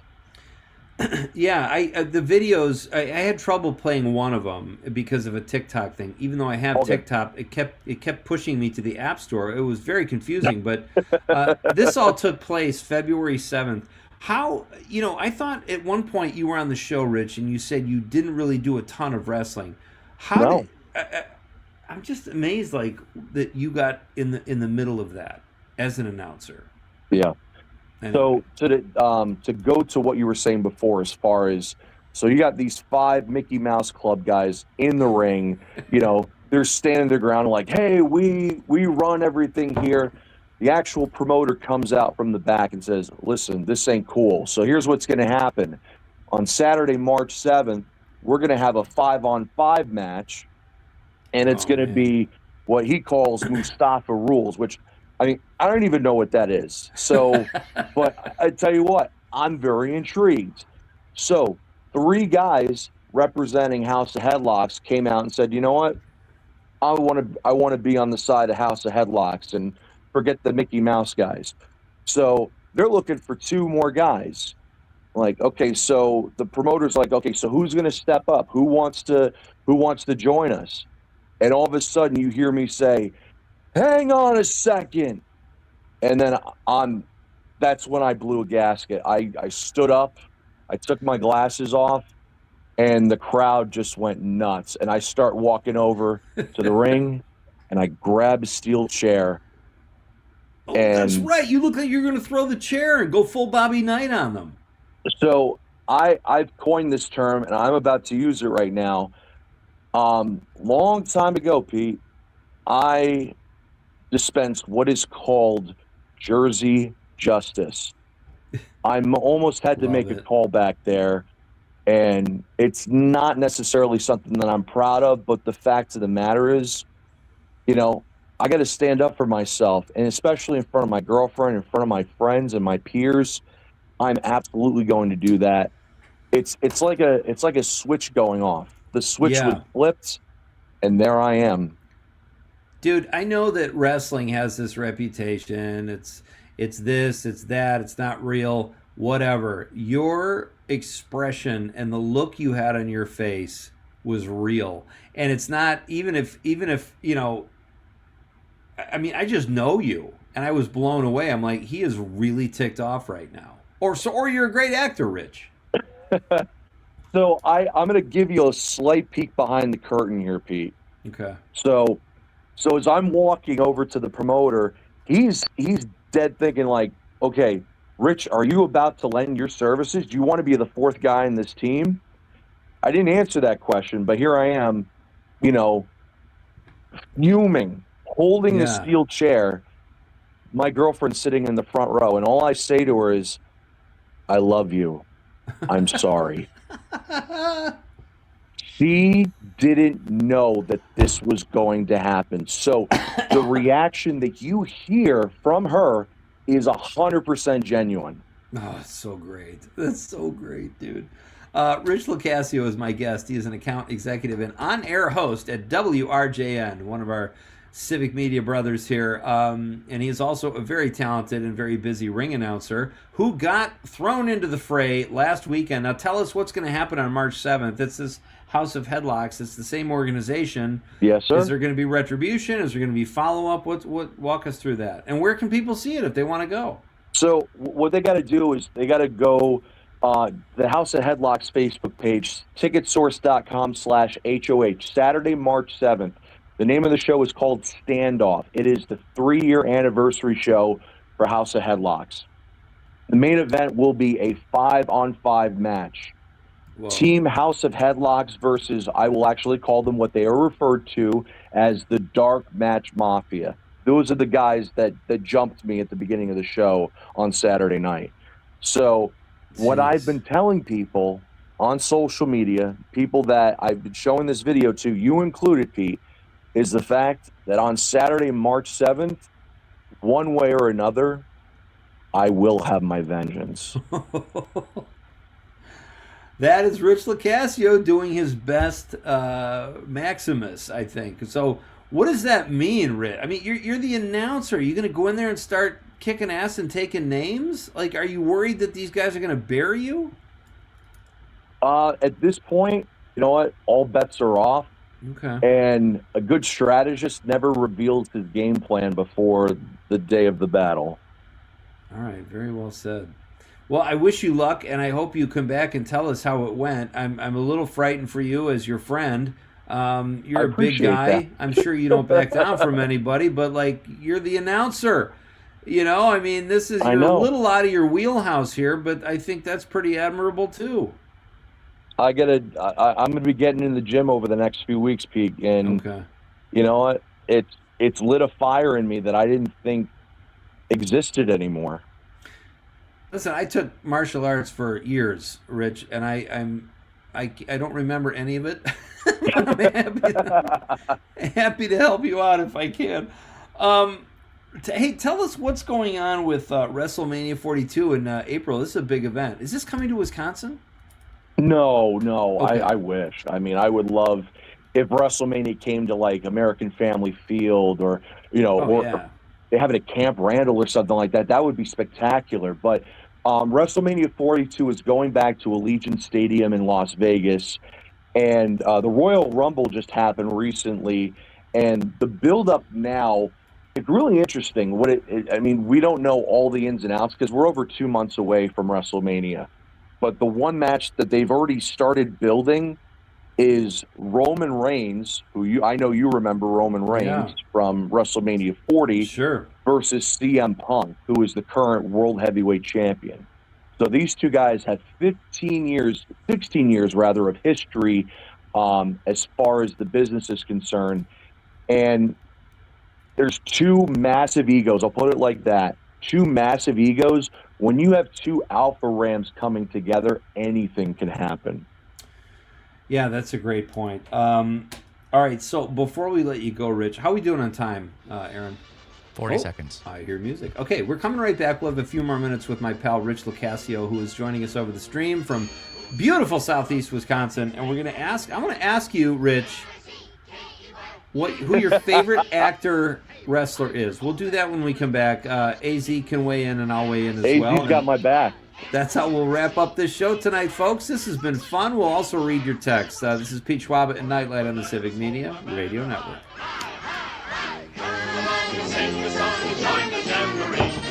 N-I-C-K-E-R-M-O-U-S-E.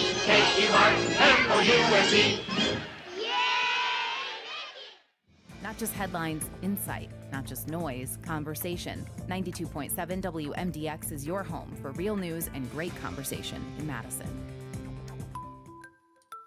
Did Wisconsin Governor Tony Evers allow unauthorized immigrants to get taxpayer-funded health care?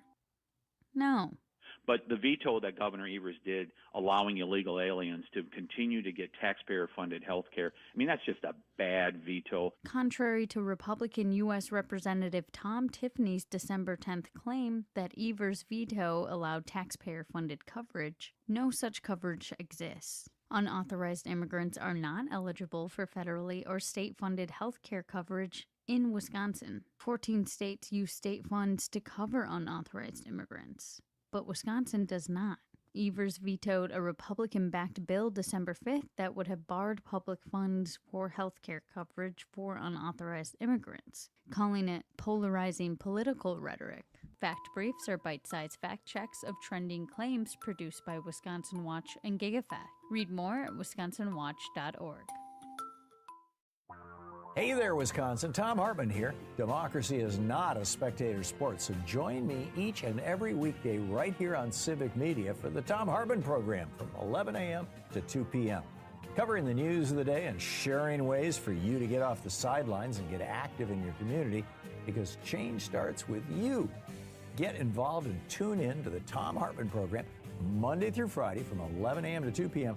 right here on your local Civic Media radio station. This is Robert Pilot of Native Roots Radio. On our show, we share stories from Turtle Island, highlighting the people and issues shaping our communities. From protecting water to treaty rights and preserving languages and traditions, we cover it all. Hear voices like Arvina Martin of Emerge Wisconsin, Dr. Stately, Robert Lilligren, and more. Because Native issues are human issues, and human issues are Native issues. Native Roots Radio, weeknights at 8 on your local Civic Media radio station. You wanted to be cool, which led you to smoking, which led to a pack a day. Then you met that special someone, which led to starting a life with them, which led to wanting to live longer, which led to quitting. Then you heard you may be at risk for lung cancer, which led you to getting a low-dose CT scan. If you smoked, get scanned. Talk to your doctor and learn more at savedbythescan.org. Brought to you by the American Lung Association and the Ad Council. We've all felt left out. And for people who move to this country, that feeling lasts more than a moment. We can change that. Learn how at belongingbeginswithus.org. Brought to you by the Ad Council. Local news, real voices, and conversations that count.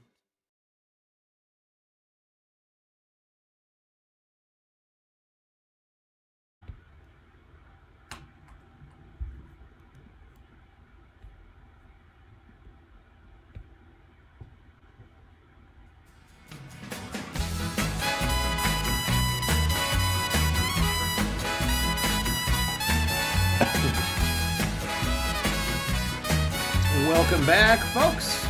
This is Nite Lite. I am Pete Schwaba. It is so great to have you here. We've had a fun Monday night, and one last text we've got here on the stream. Cornell says, try some Jägermeister liqueur 56 gargle. A little clears the throat and lungs. I don't know if that was for me or for Rich Lucasio. I think so, since you've got the cough going on. I got the cough. I went to the doctor. I get this cough, Rich, that won't go away. I could not wrestle an ounce. Interesting. No, makes me I was sad. thinking the suggestion. I think I can't do that as part of my training regimen here. So, I mean, Yeah, right. I mean, I could, but I'd be backsliding already on day 2, essentially. Oh, If that's you do- hilarious. If either of you do need some Jägermeister, I do have a bottle that you can pour from that I got for $20, like 5 years. It's a lifetime supply, and it was on clearance, and so I bought it. Is that a because good how deal? often do you actually use Jägermeister? True.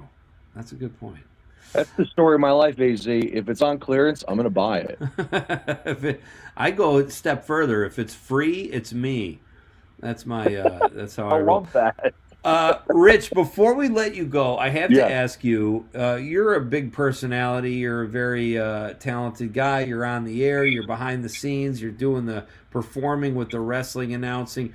Who's your favorite wrestler that made that transition from the ring to the big screen? I'm going to give you two. Okay. I'm going to start off with Roddy Piper. Oh yeah. They Live. I love that movie, and again, that fight scene between Roddy Piper and Keith David, that was all real. Like, I mean, they got a lot of good footage, and you could see at the end, like, you can't fake that. Right. Well, that's a great. I totally forgot about that movie. Who's the other one? Jesse the Body Ventura. Oh, loved him in Predator. Predator, The Running Man. I mean, that's both right. of those, you can't go wrong with either one of those. And I'll give you, watch the movie No Holds Barred with Hulk Hogan. There's a lot of great wrestling cameos in there. Okay. What about Batista? How do you feel about David Batista? I think he might be my favorite, at least modern day one. So I got nothing against Dave Bautista. I think he's a great actor. Now, I will tell you, I was a little confused because I heard that he is going to be in a new movie called The Wrecking Crew. And the first thing that I think about when I hear the words The Wrecking Crew is the session musicians that did all the hits back in the 60s. So I'm like, so is Dave Bautista going to be playing guitar, playing drums? Like, how does that going to work? And then I saw the trailer, and I'm like, whoa, I was completely surprised. Yeah, that was great. I think he's just a likable guy and kind of underplays things. In fact, I saw him, and I thought that guy's pretty good. He's got to be an ex-jock or a wrestler. I didn't know who he was the first time I saw him, and I thought it was great. Rich, please take care of yourself. Don't run your trap too all things much. considered. All right, you got to. I know you like the jaw, man, but you need to stay in one piece. You have a girlfriend. You got a great gig here at Civic Media. Just take it easy. I know. April keeps telling me that, and it's like for me, there's not enough hours in a day. But again, when somebody tests your manhood, I'll put it like that. Somebody tests your manhood and attacks you when it happened a month ago. I called them the Mickey Mouse Club a month ago. Like, I mean, is it really that damaging to their egos? Apparently so. Well, next time you come back, I just want you in one piece. That's all I'm saying. And I can't promise that, but I will do the best I can. Thank you, sir. Always fun to talk to you, buddy. Keep up the great Thank work. you. All right. PAC, you guys are the best. Thanks, Rich. Back at you. That is Rich Locascio. I'll have to share these videos with you, Aaron. They're pretty.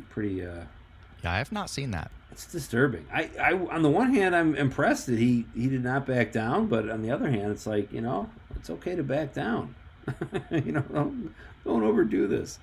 I would like to thank all my guests tonight, including Rich Locascio, Mike Siegel, Kurt Kraus, Antonio Polk, and Chris Opper from the Door County Film Festival. That should be a gas this weekend. Tomorrow night on Nite Lite, I've got actor and comedian Lenny Schmidt, who's going to tell us about the role he did on the show Southland. And who else we got tomorrow? Aaron, is it Matt Miller? Oh, man, it's Matt Miller. I love it. Yes, Milwaukee film critic Matt Miller will be here. Wednesday, we've got Rob Thomas, Civic Media's own Greg Bach, and a filmmaker to be named later. It's going to be a blast, folks. A couple more texts here before we get out of here. John Murray also says boneless buffalo wings pizza. You heard about that? I've not tried that, but I mean, buffalo chicken pizza is good, so I'm sure that so would be good. I totally agree. Tony the trucker from the 608 says, Pete, anything and everything is good, just no anchovies. Quantity is also important. Too much toppings and the pizza doesn't cook properly. Yeah, that's a great point. He says, I hate soggy crust. I'm with you, Tony the trucker. Chris from Sun Prairie says, sausage, pepperoni, green olives, mushrooms is my go-to, but I can eat anything on pizza, but it's got to be really thin crust or Chicago deep dish. No in between. Wow. Chicago has the best deep dish pizza, hands down. Oh, and I agree with one of your listeners. Don't broccoli on pizza. Makes me sick just thinking about it. And I can't do barbecue sauce. Just can't do it, not on pizza. I have to say I like barbecue sauce on pizza, but I get it, Chris. Thank you for the text, my friend. 818 Bridget says, I like veggies on my pizza. I don't like pineapple. Are you surprised, Aaron? Not as many people said veggies? No, I feel like, I don't know. I could see veggies going either way. I feel like most people don't really care.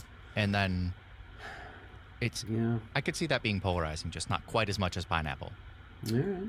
Well said. Steady Eddie in the 6 who don't like peppers. We'll say that again. We did get a few people who don't like peppers, and I gotta say, true. I'm a big fan of bell peppers on pizza. Just not banana peppers. Steady Eddie says, Pete, please sing to the Dean Martin hit song, When the Moon Hits Your Eye Like a Thin Crust Pizza Pie, topped with lots of Italian sausage and Wisconsin cheese, but no pineapple or anchovies. That's amore. And that is Steady Eddie, folks. Perfect out. Thank you, everybody. We'll see you again tomorrow. On behalf of Mr. Aaron Zomers, I'm Pete Schwaba saying good night, Wisconsin.